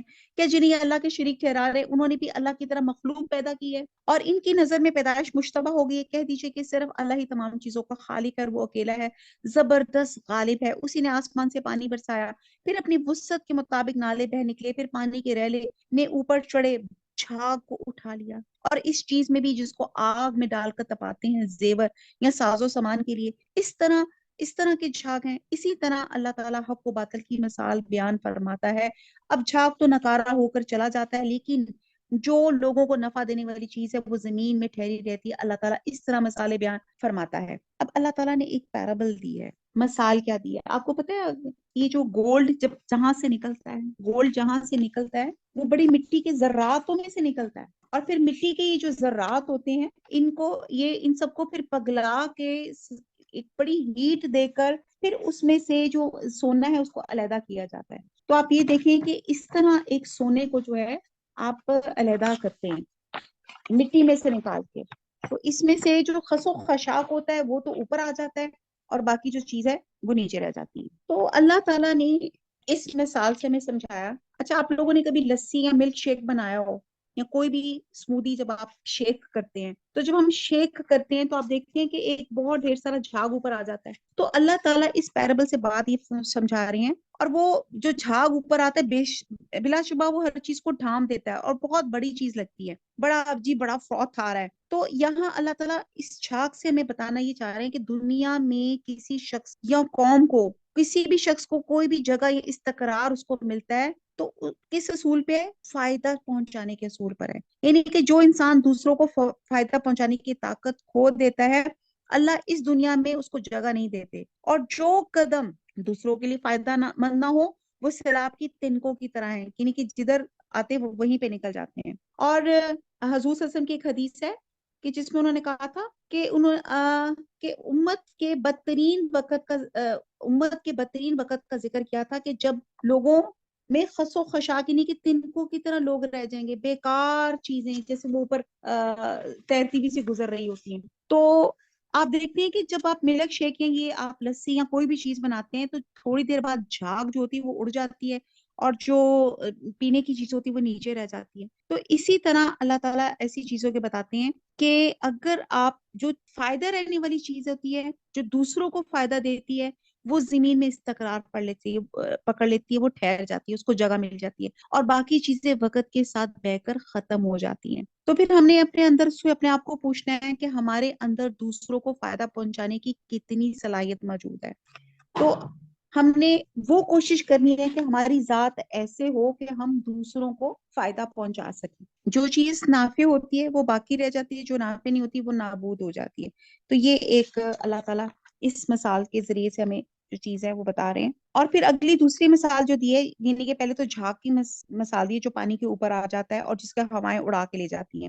دوسری مثال دی ہے تانبے، پیتل، سیسے یا سونے چاندی کے زیور جنہیں آگ میں تپایا جاتا ہے. تو اس سے بھی اوپر جھاگ آ جاتی ہے، اور اس جھاگ سے مراد میل کچیل ہے جو ان دھاتوں کے اندر ہوتا ہے. تو آگ میں تپانے سے وہ جھاگ کی شکل میں اوپر آ جاتے ہیں، پھر یہ جھاگ دیکھتے دیکھتے ختم ہو جاتی ہے اور دھات اپنی اصل شکل میں باقی رہ جاتی ہے. تو یہاں اللہ تعالیٰ بتا رہے ہیں کہ جب حق اور باطل کا آپس میں اجتماع ٹکراؤ ہوتا ہے تو باطل کو اسی طرح ثبات اور دوام نہیں ہوتا. اور جس طرح سیلابی ریلے میں جھاگ پانی کے ساتھ یا دھاتوں کا جھاگ یعنی کہ سب بہہ جاتی ہیں، تو اسی طرح دنیا میں کوئی جو ہے جھاگ جو ہے وہ بہہ جاتی ہے اور پھر جو اصل چیز ہے وہ رہ جاتی ہے. تو کہنے کی بات ہے جو انسان دوسروں کو فائدہ دینے کی طاقت کھو دے اس کے لیے دنیا میں جگہ نہیں تو وہ سیلاب کے تنکوں کی طرح وہ بہہ جاتا ہے، اور جو چیز فائدے مند ہوتی ہے وہ ٹھہر جاتی.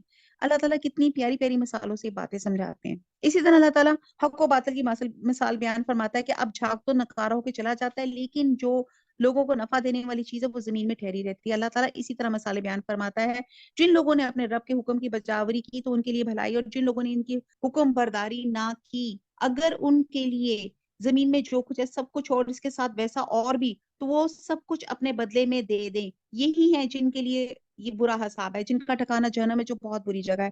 کیا وہ ایک شخص جو یہ علم رکھتا ہو کہ آپ کی طرف آپ کے رب کی جانب سے جو اتارا گیا وہ حق ہے، اس شخص جیسا ہو سکتا ہے جو اندھا ہو؟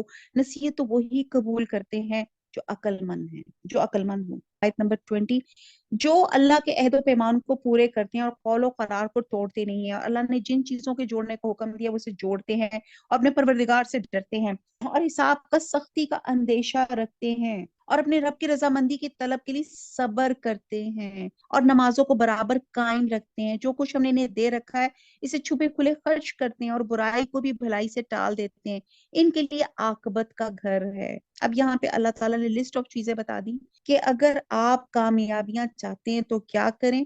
اللہ کی نافرمانیوں سے بچیں، صبر کریں، تکلیفوں اور آزمائشوں پہ صبر کریں. اللہ کی اطاعت میں لذتوں اور مفادات کی قربانی بھی دینی پڑے تو یہ بھی صبر ہے. اور اس کے ساتھ کیا ہے، نماز پڑھیں، چھپے کھلے خرچ کریں اور پھر برائی کو بھلائی سے ٹالیں، عفو اور درگزر اور صبر جمیل سے کام لیں. اللہ تعالیٰ فرماتے ہیں، حامیم سجدہ میں ہے، برائی کا جواب ایسے طریقے سے دو جو اچھا ہو. اگر تم ایسا کرو گے تو وہ شخص جو تمہارا دشمن ہے ایسا ہو جائے گا گویا وہ تمہارا گہرا دوست ہے. اور ہم نے سورہ یوسف سے بھی یہی سبق سیکھا ہے کہ برائی کا جواب بھلائی سے دیا اور انہی کے لیے عاقبت کا گھر ہے. آیت نمبر 23، ہمیشہ رہنے کے باغات ہیں جہاں یہ خود جائیں گے اور ان کے باپ دادوں اور بیوی اور اولادوں میں سے بھی جو نیکوکار ہوں گے. ان کے پاس فرشتے ہر دروازے سے آئیں گے، کہیں گے تم پر سلامتی ہو، صبر کے بدلے کیا ہی اچھا بدلہ ہے اس دار آخرت کا. جو اللہ کے عہد کو اس کی مضبوطی کے بعد توڑ دیتے ہیں اور جن چیزوں کے جوڑنے کا اللہ نے حکم دیا انہیں توڑتے ہیں اور زمین میں فساد پھیلاتے ہیں، ان کے لیے لعنتیں ہیں، ان کے لیے برا گھر ہے. اللہ تعالیٰ جس کو روزی چاہتا ہے بڑھاتا ہے اور گھٹاتا ہے. یہ تو دنیا کی زندگی میں مست ہو گئے، حالانکہ دنیا آخرت کے مقابلے میں نہایت حقیر پونجی ہے. حدیث میں آتا ہے دنیا کی حیثیت آخرت کے مقابلے میں اس طرح جیسے کوئی شخص اپنی انگلی سمندر میں ڈال کر نکالے تو دیکھے سمندر کے پانی کے مقابلے میں اس کی انگلی میں کتنا پانی آیا. اور ایک اور حدیث کا مفہوم ہے، حضور صلی اللہ علیہ وسلم کا گزر ایک بکری کے ایک مردہ بچے کے پاس ہوا تو اسے دیکھ کے آپ نے فرمایا اللہ کی قسم دنیا اللہ کے نزدیک اس سے بھی زیادہ حقیر ہے جتنا یہ مردہ اس کے مالکوں کے نزدیک اس وقت حقیر تھا جب انہوں نے اسے پھینکا، اور ہم دنیا دنیا ہی کرتے رہتے ہیں اور دنیا ہی کو سمیٹتے رہتے ہیں۔ کافر کہتے ہیں اس پر کوئی نشان موزہ کیوں نازل نہیں کیا گیا؟ جواب دیجئے، جسے اللہ گمراہ کرنا چاہے کر دیتا ہے، جو اس کی طرف جھکے اسے راستہ دکھا دیتا ہے۔ جو لوگ ایمان لائے ان کے دل اللہ کے ذکر سے اطمینان حاصل کرتے ہیں۔ یاد رکھو، اللہ کے ذکر سے ہی دلوں کو ایک تسلی حاصل ہوتی ہے۔ جو لوگ ایمان لائے اور جنہوں نے نیک کام کیے ان کے لیے خوشحالی اور بہترین ٹھکانہ ہے۔ اسی طرح ہم نے آپ کو اس امت میں بھیجا جن سے پہلے بہت سی امتیں گزر چکی ہیں، آپ انہیں ہماری طرف سے جو وہی آپ کی اتری ہے پڑھ کر سنائیے۔ یہ اللہ رحمان کے منکر ہے، آپ کہہ دیجئے میرے پالنے والا تو وہی ہے، اس کے سوا در حقیقت کوئی بھی عبادت کے لائق نہیں، اور اسی کے اوپر میرا بھروسہ ہے اور اسی کی جانب میرا رجوع ہے۔ ایکچولی مشرقین مکہ جو تھے نا، رحمان کے لفظ سے بڑے بدکتے تھے۔ صلح حدیبیہ کے موقع بھی جب بسم اللہ الرحمن الرحیم کے لفظ لکھے تو انہوں نے کہا ہم تو رحمان رحیم کو نہیں جانتے، تو پھر آپ نے بسمک اللہم لکھا، یعنی کہ ہم اسی کو جانتے ہیں۔ آیت نمبر 31، اگر بالفرض قرآن کے ساتھ پہاڑ چلا دی جاتے، یہ زمین ٹکڑے ٹکڑے کر دی جاتی یا مردوں سے باتیں کرا دی جاتی تو پھر بھی وہ ایمان نہ لاتے۔ بات یہ ہے کہ سب کام اللہ کے ہاتھ میں ہے۔ تو کیا ایمان والوں کو اس بات پہ دل جمی نہیں کہ اگر اللہ تعالیٰ چاہے تو تمام لوگوں کو ہدایت دے دے؟ کفار تو ان کے کفر کے بدلے ہمیشہ ہی کوئی نہ کوئی سخت سزا پہنچتی رہے گی، یا ان کے مکانوں سے اس قرآن کو عربی زبان کا فرمان اتارا ہے۔ اگر آپ ان کی خواہشوں کی پیروی کر لی تو اس کے بعد آپ کے پاس علم آ چکا تو اللہ کے عذابوں سے آپ کو کوئی حمایتی ملے گا نہ بچانے والا۔ ہم آپ سے پہلے بھی بہت سے رسول بھیج چکے ہیں، ہم نے سب کو بیوی بچوں والا بنایا تھا۔ کسی رسول سے نہیں ہو سکتا تھا کہ کوئی نشانی بغیر اللہ کی اجازت کے لے کر آئے۔ ہر مقررہ وعدے کی ایک لکھت ہے۔ اب یہاں بتایا کہ جتنے بھی نبی اور رسول آئے سب بشر تھے، انسان تھے، ان کے خاندان تھے، قبیلے تھے، بیوی تھے، بچے تھے۔ آیت نمبر 39، اللہ جو چاہے مٹا دے اور جو چاہے ثابت رکھے، لوہے محفوظ اسی کے پاس ہے۔ اس کا مطلب ہے کہ اللہ جو چاہے، یعنی کہ اللہ تعالیٰ ڈیلیٹنگ اتھارٹی ہے۔ حدیث میں آتا ہے کہ آدمی گناہوں کی وجہ سے رزق سے محروم کر دیا جاتا ہے، دعا سے تقدیر بدل جاتی ہے، اور صلہ رحمی سے عمر میں اضافہ ہوتا ہے۔ ابن کثیر میں آتا ہے، اے اللہ اگر تو نے مجھ پر بدبختی اور گناہ لکھا ہے تو اسے مٹا دے، اس لیے کہ تو جو چاہے مٹائے اور جو چاہے باقی رکھے، تیرے پاس ہی لوہے محفوظ ہے، بس تو بدبختی کو سعادت اور مغفرت سے بدل دے۔ اور ایک حدیث کا مفہوم ہے، اے ابو ہریرہ جس سے تو دوچار ہونے والا ہے قلم اسے لکھ کر خشک ہو چکا ہے۔ آیت نمبر 40، ان سے کیے ہوئے وعدوں میں سے کوئی اگر ہم آپ کو دکھا دیں، آپ کو ہم فوت کر لیں تو آپ پر تو صرف پہنچا دینا ہی ہے، حساب تو ہمارے ذمہ ہے۔ کیا وہ نہیں دیکھتے کہ ہم زمین کو اس کے کناروں سے گھٹاتے چلے آ رہے ہیں؟ اللہ حکم کرتا ہے، کوئی اس کے کام پیچھے ڈالنے والا نہیں، یعنی کہ اسلام کو غلبہ حاصل ہو رہا ہے، وہ جلد حساب لینے والا ہے۔ ان سے پہلے لوگوں نے بھی اپنی مکاری میں کمی نہ کی تھی، لیکن تمام تدبیریں اللہ ہی کی ہیں۔ جو شخص جو کچھ کر رہا ہے اللہ کے علم میں ہے۔ کافروں کو ابھی معلوم ہو جائے گا کہ اس جہان کی جزا کس کے لیے ہے۔ یہ کافر کہتے ہیں کہ آپ اللہ کے رسول نہیں، آپ جواب دیجئے مجھ میں اور تم میں اللہ گواہی دینے والا کافی ہے، وہ جس کے پاس کتاب کا علم ہے۔ سورہ ابراہیم شروع ہوتی ہے، اعوذ باللہ من الشیطان الرجیم، بسم اللہ الرحمن الرحیم، الف لام را، حروف مقطعات ہیں، کتاب انزلناہ الیک لتخرج الناس من الظلمات الی النور، الف لام را، یہ عالی شان کتاب ہم نے آپ کی طرف اتاری کہ آپ لوگوں کو اندھیروں سے اجالوں کی طرف لائیں۔ اسے پتہ چلتا ہے خطاب جو ہے یہ نور ہے، یہ ہدایت ہے، یہ ایک لائٹ ہے، یہ ٹارچ ہے جو انسان کو اندھیروں سے روشنی کی طرف لے آتی ہے۔ ان کے پروردگار کے حکم سے زبردست اور تعریفوں والے اللہ کی طرف سے، جس اللہ کا ہے جو کچھ آسمانوں میں ہے اور زمین میں ہے، اور کافروں کے لیے تو سخت عذاب کی خرابی ہے جو آخرت کے مقابلے میں دنیاوی زندگی کو پسند رکھتے ہیں اور اللہ کی راہ سے روکتے ہیں، ان پہ اور اس میں ٹیڑھ پن پیدا کرنا چاہیے، یہی لوگ پرلے درجے کی گمراہی میں ہیں۔ ہم نے ہر نبی کو اس کی قومی زبان میں بھیجا تاکہ ان کے سامنے وضاحت سے بیان کر دے۔ سورہ بقرہ میں بھی آتا ہے، اللہ ایمانداروں کا دوست ہے اور وہ انہیں اندھیروں سے نکال کے نور کی طرف لاتا ہے۔ اب اللہ جسے چاہے گمراہ کر دے اور جسے چاہے راہ دکھا دے، وہ غلبہ اور حکمت والا ہے۔ یاد رکھو، جبکہ ہم نے موسیٰ علیہ السلام کو اپنی نشانیاں دیکھ کے بھیجا کہ تو اپنی قوم کو اندھیروں سے روشنی میں نکال، اور انہیں اللہ کے احسانات یاد دلا، اور اس میں نشانی ہے ہر ایک صبر شکر کرنے والے کے لیے۔ اور ہم نے بنی اسرائیل کی تو بہت زیادہ انعامات ہم پڑھ چکے ہیں، اور حضرت موسیٰ علیہ السلام کے معجزات بھی پڑھ چکے ہیں۔ یہاں پہ آ رہا ہے صبر اور شکر، یہ دو بڑی خوبیاں ہیں جس پہ ہمارے ایمان کا جو ہے دار و مدار ہے۔ صبر کو شکر پہ مقدم کیا گیا اس لیے کہ شکر صبر ہی کا نتیجہ ہے۔ حدیث میں حضور صلی اللہ علیہ وسلم نے فرمایا، مومن کا معاملہ بھی عجیب ہے، اللہ تعالیٰ اس کے لیے جس امر کا بھی فیصلہ کرے وہ اس کے حق میں بہتر ہوتا ہے. اگر اسے تکلیف پہنچے وہ صبر کرے تو یہ بھی اس کے حق میں بہتر ہے. اور اگر اسے کوئی خوشی پہنچے اس پہ اللہ کا شکر ادا کرے تو یہ بھی اس کے حق میں بہتر ہے. آیت نمبر 6. جس وقت موسیٰ علیہ السلام نے اپنی قوم سے کہا تھا اللہ کے وہ احسانات یاد کرو کہ اس نے تم پر کیے جبکہ اس نے تمہیں فرعونی سے نجات دی, تمہیں بڑے دکھ پہنچاتے تھے, تمہارے لڑکوں کو قتل کرتے تھے, تمہاری لڑکیوں کو زندہ چھوڑتے تھے, اس میں تمہارے رب کی طرف سے تم پر بہت بڑی آزمائش تھی. اور جب تمہارے پروردگار نے تمہیں آگاہ کر دیا اگر تم شکر گزاری کرو گے تو بے شک میں تمہیں زیادہ دوں گا, اور اگر تم ناشکری کرو گے تو یقیناً میرا عذاب بہت سخت ہے. ایک دفعہ نبی صلی اللہ علیہ وسلم نے فرمایا کہ عورتوں کی اکثریت اپنے خامدوں کی ناشکری کرنے کی وجہ سے جہنم میں جائے گی. اور ہمیشہ یاد کریں شکر کرنے سے اللہ تعالیٰ مزید بلیسنگز دیتے ہیں. آپ کا بچہ آپ کو شکریہ ادا کرے, آپ کہیں گے ہائے میں اپنے بیبی کو اور کچھ دوں مجھے تھینک یو اس نے کہا ہے, تو اللہ تعالیٰ تو 70 ماؤں سے زیادہ رحیم ہے. اور حدیث قدسی ہے کہ اللہ تعالیٰ فرماتا ہے اے میرے بندو اگر تمہارے اول اور آخر اور اسی طرح تمام انسان اور جن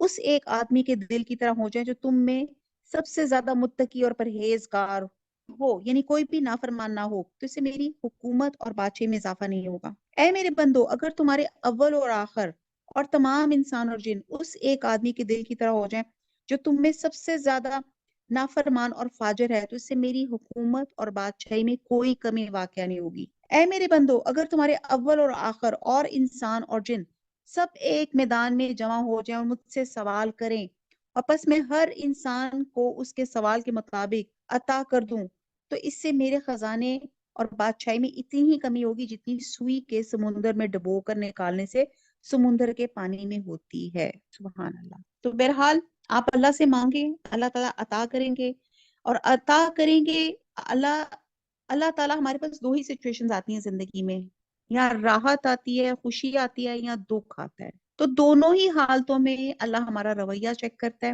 اور اس رویے میں کیا ہونا چاہیے, کمپلیننگ نہیں ہونا چاہیے, اللہ کا شکر ادا کرنا چاہیے.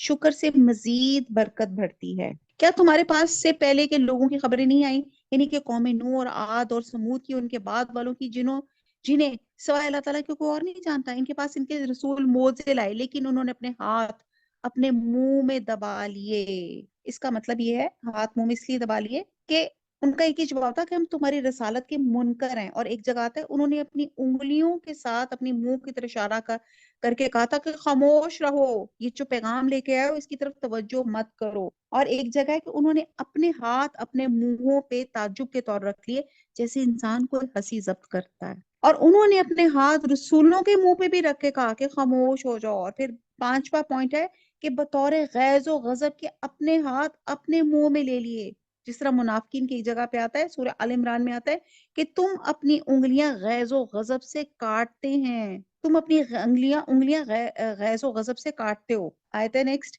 اور صاف کہہ دیا کہ جو کچھ تمہیں دے کر بھیجا گیا ہم اس کے منکر ہیں, اور جس چیز کی طرف تم ہمیں بلا رہے ہو ہمیں تو اس میں بڑا بھاری شبہ ہے, ہم سے خاطر جمانی. ان کے رسولوں نے انہیں کہا کہ کیا حق تعالیٰ کے بارے میں تمہیں شک ہے, اور آسمان اور زمین کا بنانے والا ہے وہ تو تمہیں اس لیے بلا رہا ہے کہ تمہارے تمام گناہ معاف فرما دے اور ایک وقت مقررہ تک تمہیں مہلت عطا فرمائے. انہوں نے کہا تم تو ہم جیسی انسان ہو, تم چاہتے ہو کہ ہمیں ان خداؤں کی عبادت سے روک دو جن کی عبادت ہمارے باپ دادا کرتے تھے. اچھا تمہارے سامنے کوئی کھلی دلیل پیش کرو.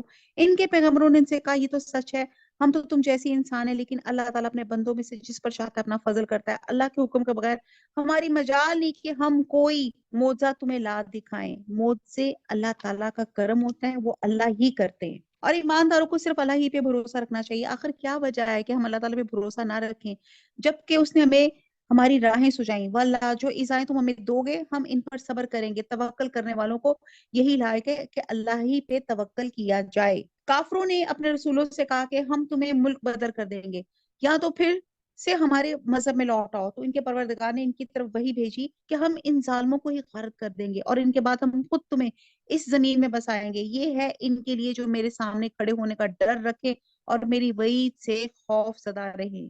اور انہوں نے فیصلہ طلب کیا اور تمام سرکشی لوگ نام مراد ہو گئے. سورہ نازعات میں آتا ہے کہ جو اپنے رب کے سامنے کھڑا ہونے سے ڈر گیا اور اپنے نفس کو اس نے خواہش سے روکے رکھا یقیناً جنت اس کا ٹھکانہ ہے. سورہ رحمان میں آتا ہے جو اپنے رب کے سامنے کھڑے ہونے سے ڈر گیا اس کے لیے 2 جنتیں ہیں. رب کا خوف, کہتے ہیں کہ ایک شخص تھا اس کو اتنا رب کا خوف تھا، اس نے کہا کہ جب میں فوت ہو جاؤں اپنی اکاؤنٹیبلٹی کا، اس نے کہا کہ میں جب فوت ہو جاؤں تو میرے لاش کے ٹکڑے ٹکڑے کر دینا اور میری لاش کو جلا دینا اور اس کی راکھ کو مختلف جگہوں پہ بکھیر دینا۔ اللہ سبحانہ تعالیٰ نے اس کی تمام راکھ اور تمام ٹکڑوں کو اکٹھا کیا، اس کو زندہ کیا اور اسے پوچھا تو نے ایسا ماجرا کیوں کیا؟ تو اس نے کہا اللہ آپ کے خوف سے، یعنی کہ اکاؤنٹیبلٹی کا خوف اتنا تھا، اللہ تعالیٰ نے اس کو معاف فرما دیا۔ تو یہ خوف، اللہ تعالیٰ کو رجا، امید اور خوف سے پکارے، اور انہوں نے فیصلہ طلب کیا اور تمام سرکش زدی لوگ نامراد ہو گئے۔ آیت نمبر 16، ان کے سامنے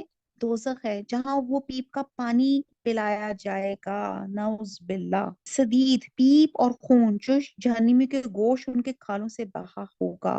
احادیث میں آتا ہے یہ سدید اتنا گرم اور کھولتا ہوا ہوگا کہ ان کے منہ کے قریب پہنچتے اس کے چہرے کی کھال جھلس کر گر پڑے گی اور اس کا گھونٹ پینتے ان کی پیٹ کی آنتیں پخانے کے راستے باہر نکل پڑیں گی، یعنی کہ اتنا انٹینس ہیٹڈ ہوگا جسے بمشکل گھونٹ گھونٹ پیے گا، پھر بھی اسے گلے سے اتار نہ سکے گا، اسے ہر جگہ سے موت آتی دکھائی دے گی۔ اللہم اعذنا منہم، جب بھی کوئی عذاب کی باتیں پڑھے تو یہ ضرور پڑھ لیا کرے، اللہم اعذنا منہم، اللہ تعالیٰ ہمیں سے بچا دے، لیکن وہ مرنے والا نہیں۔ پھر اس کے پیچھے بھی سخت عذاب ہے ان لوگوں کے مساتھ جنہوں نے اپنے پالنے والے سے کفر کیا، ان کی اعمال مثل اس راکھ کے جس پہ تیز ہوا آندھی والے دن چلی، جو بھی انہوں نے کیا اسے کسی چیز پر قادر نہ ہوں گے، یہی دور کی گمراہی ہے۔ پیچھے راکھ کہا، پانی کا سیراب کہا، یہاں پہ کیا کہا جا رہا ہے، یعنی کہ وہ جو جھاگ کہا، یہ تمام چیزیں اللہ تعالیٰ بڑے پیارے پیارے پیرابلز اور مثالیں لے کے اللہ تعالیٰ سمجھا رہے ہیں۔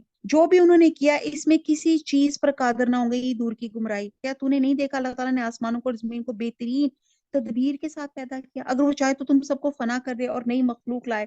اللہ پہ کام کچھ بھی مشکل نہیں، سب کے سب اللہ کے سامنے روبرو کھڑے ہوں گے۔ اس وقت کمزور لوگ بڑائی والوں سے کہیں گے ہم تو تمہارے تابع دار تھے، تو کیا تم اللہ کے عذابوں سے کچھ عذاب ہم سے دور کر سکتے ہو؟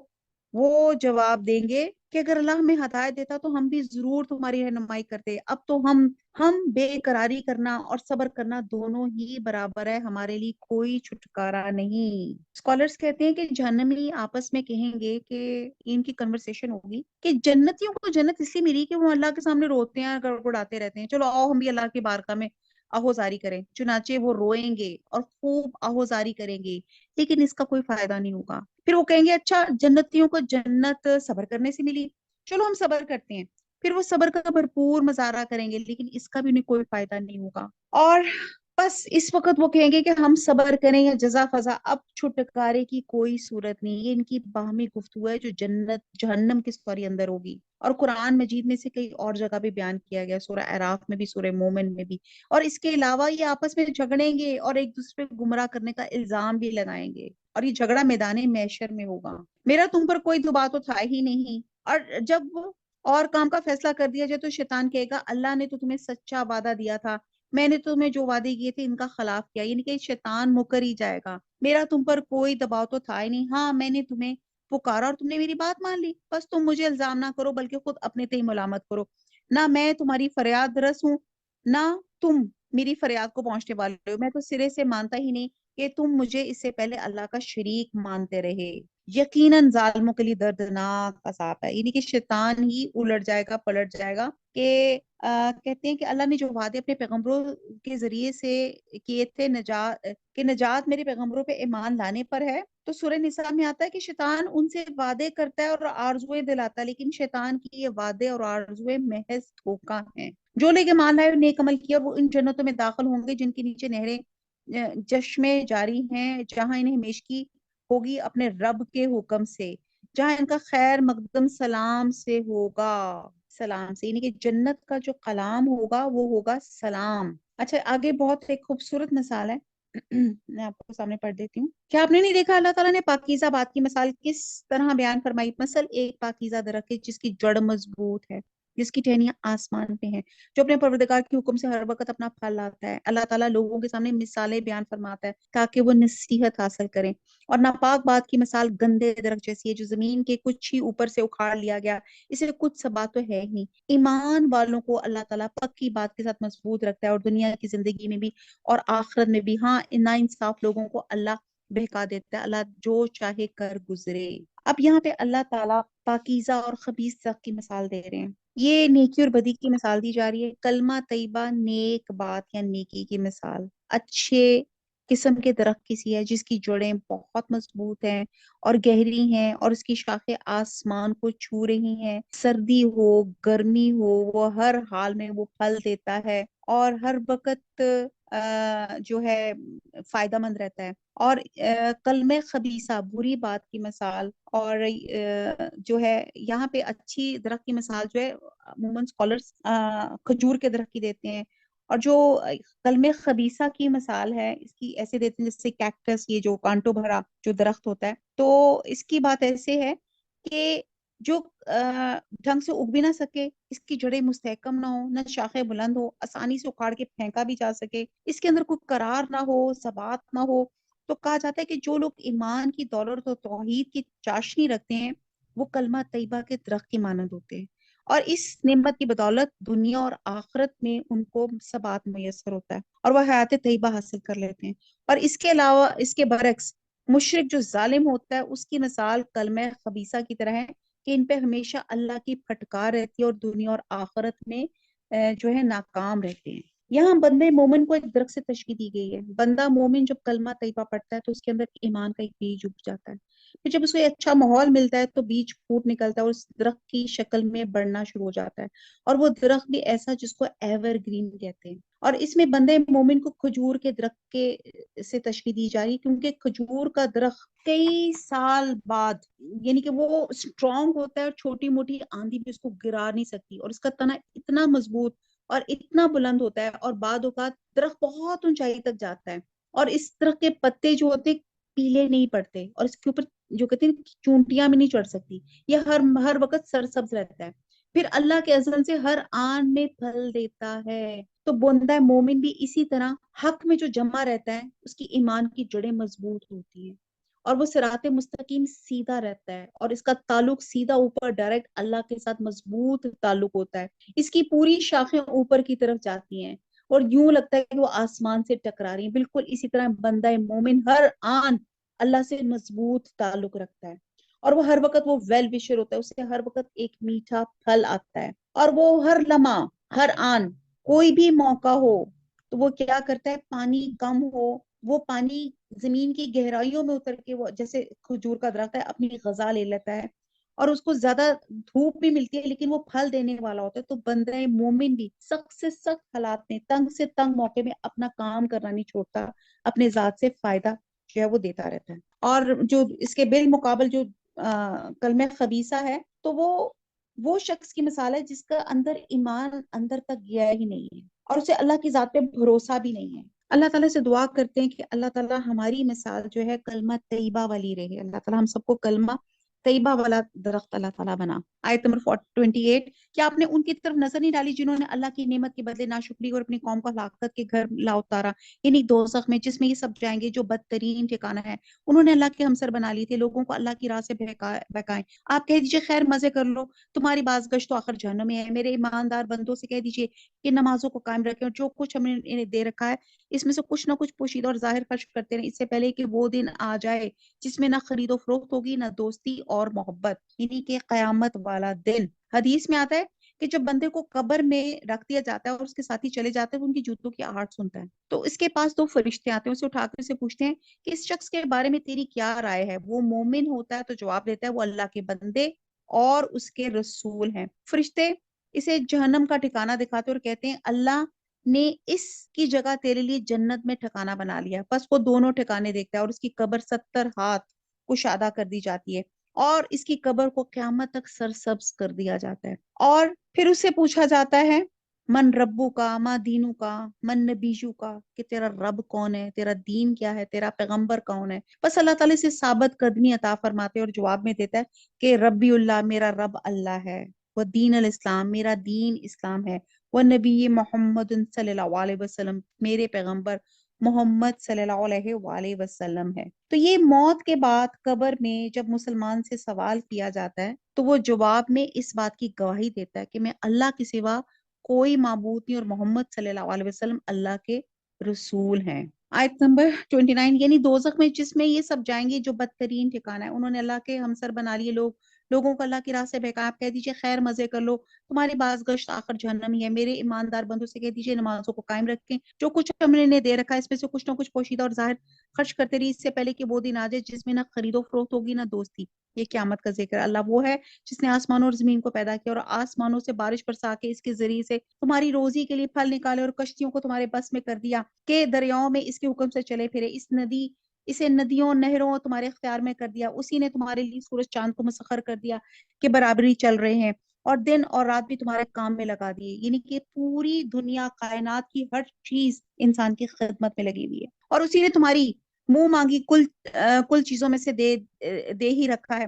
اگر تم اللہ کا احسان گننا چاہو تو انہیں پوری گن بھی نہیں سکتے۔ یقیناً انسان بڑا ہی بے انصاف اور ناشکرا ہے۔ سورہ بقرہ میں آتا ہے ایمان والو اس دن کے آنے سے پہلے قبل اللہ کی راہ میں خرچ کر لو جس میں نہ کوئی خرید و فروخت ہوگی نہ کوئی دوستی اور سفارش قائم آئے گی۔ اب جو شکر ہے نا، اس کے سلسلے میں حضرت داؤد علیہ السلام کا شکر بہت جو ہے نا اللہ کو پسندیدہ ہے۔ اللہ کی نعمتوں کو وہ گن ہی نہیں سکتا۔ حضرت داؤد کا ایک کال ہے، انہوں نے کہا اے رب میں تیرا شکر کس طرح ادا کروں جبکہ شکر بجائے خود تیری طرف سے مجھ پر ایک نعمت ہے۔ اللہ تعالیٰ نے فرمایا اے داؤد اب تو نے میرا شکر ادا کیا جبکہ تو نے یہ اعتراف کر لیا یا اللہ میں تیری نعمتوں کا شکر ادا کرنے سے قاصر ہوں۔ یہ حضرت داؤد علیہ السلام کا شکر جو ہے اللہ تعالیٰ کو بڑا پسند آیا۔ تو اللہ کی نعمتوں پہ شکر کرنے سے غفلت کی وجہ سے انسان اپنے اوپر ظلم اور ناانصافی کر لیتا ہے۔ ابراہیم کی دعا بھی یاد کرو، آیت نمبر 35، جب انہوں نے کہا اے میرے پروردگار میں اس شہر کو، یہ سورہ ابراہیم جو ہے یہاں پہ ابراہیم کا ذکر ہے، جب انہوں نے کہا اے میرے پروردگار میں اس شہر کو امن والا بنا دے، مجھے اور میری اولاد کو بت پرستی سے پناہ دے، اے میرے پالنے والے معبود انہوں نے بہت سے لوگوں کو راہ سے بھٹکا دیے، پس میرے تابعداری کرنے والا میرا ہے اور جو میرا نافرمانی کرے تو بہت ہی معاف اور رحم اور کرم کرنے والا ہے۔ اے ہمارے پروردگار میں نے اپنی کچھ اولاد اس بے کھیتی کے جنگل میں تیری حرمت والے گھر کے پاس بسائی ہے۔ اے ہمارے پروردگار یہ اس لیے کہ وہ نماز قائم رکھیں، بس تو کچھ لوگوں کے دلوں میں ان کی طرف مائل کر دے اور انہیں پھلوں کی روزیاں عنایت فرما تاکہ شکر گزاری کریں۔ یہ وہ واقعہ ہے جو حضرت ابراہیم علیہ السلام نے حضرت ہاجرہ اور اپنے بیٹے کو مکہ میں آباد کیا تھا، جس سے میں پتہ چلتا ہے کہ مکہ کو آباد کرنے والی ایک عورت تھی۔ اور پھر حضرت ابراہیم علیہ السلام نے جو دعا مانگی تھی اس دعا کی تاثیر دیکھے کہ مکہ جیسے بے آب و گیا سرزمین میں جہاں کوئی پھلدار درخت نہیں ہے، آپ دیکھیں کہ وہاں پہ کس طرح کے دنیا کی ہر چیز، ہر پھل ہر میوہ وہاں پہ موجود ہوتا ہے۔ اور یہ دعا انہوں نے خانہ کعبے کی تعمیر کے بعد مانگی تھی، جبکہ پہلی دعا جو امن والا بنا دے اس وقت مانگی تھی جب اپنی اہلیہ اور شیر خوار بچے اسماعیل کو اللہ تعالیٰ کے حکم سے وہاں وہ چھوڑ کر آ گئے تھے۔ آیت نمبر 38، اے ہمارے پروردگار تو خوب جانتا ہے جو ہم چھپائیں اور جو ظاہر کریں، زمین و آسمان کی کوئی چیز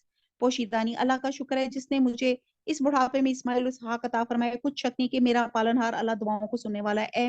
اے میرے پالنے والے مجھے نماز کا پابند رکھ، میری اولاد سے بھی۔ اے ہمارے رب میری دعا قبول فرما، اے ہمارے پروردگار مجھے بخش دے، آمین۔ میرے ماں باپ کو بھی بخش دے، آمین۔ دیگر مومنوں کو بھی بخش دے، آمین۔ یہ دعا ہے رب جلنی مقیم الصلاۃ ومن ذریاتی ربنا وتقبل دعا ربنا اغفر لی ولوالدی وللمؤمنین یوم یقوم الحساب۔ یہ ایک مکمل دعا ہے والدین کی، اولاد کی، جس میں ہم سب اسی میں آ جاتے ہیں۔ دوبارہ پھر سے پڑھتے ہیں، اے میرے پالنے والے مجھے نماز کا پابند رکھ، آمین، اور میری اولاد سے بھی، آمین۔ اے میرے رب میری دعا قبول فرما، آمین۔ اے ہمارے پروردگار مجھے بخش دے، آمین۔ میرے ماں باپ کو بھی بخش، آمین، اور دیگر مومنوں کو بھی بخش دے، آمین۔ جس دن حساب ہونے لگے، نا انصافیوں کے اعمال سے اللہ کو غافل نہ سمجھ وہ تو انہیں اس دن تک مہلت دیے ہوئے ہے کہ جس دن آنکھیں پھٹی کی پھٹی رہ جائیں گی اور وہ اپنے سر اوپر اٹھائے دوڑ بھاگ کر رہیں گے، خود اپنی طرف سے بھی ان کی نگاہیں نہ لوٹیں گی، ان کے دل اڑے اور گرے ہوئے خالی ہیں۔ لوگوں کو اس دن سے ہوشیار کر دے جبکہ ان کے پاس عذاب آ جائے گا اور ظالم کہیں گے اے ہمارے رب ہمیں بہت تھوڑے قریب وقت تک کی مہلت دے، ہم تیری تبلیغ مان لیں اور تیرے پیغمبروں کی تابعداری میں لگ جائیں۔ کیا تم اس سے پہلے بھی قسمیں نہیں کھا رہے تھے؟ تمہارے لیے دنیا سے ٹلنا ہی نہیں کیا تم ان لوگوں کے گھروں میں رہتے سہتے نہ تھے جنہوں نے اپنی جانوں پہ ظلم کیا؟ کیا تم پر وہ معاملہ کھلا نہیں کہ ہم نے ان کے ساتھ کیسا کچھ کیا؟ ہم نے تو تمہارے سمجھانے کی بہت سی مثالیں بیان کی تھی، یہ اپنی چالیں چل رہے ہیں اور لاکھوں ان کی تمام چالوں کا علم ہے۔ ان کی چالیں ایسی نہ تھی کہ ان سے پہاڑ اپنی جگہ سے ٹل جائیں۔ آپ ہرگز خیال نہ کریں، اللہ اپنے نبیوں سے وعدہ خلافی کرے گا، اللہ بڑا ہی غالب و بدلہ لینے والا ہے۔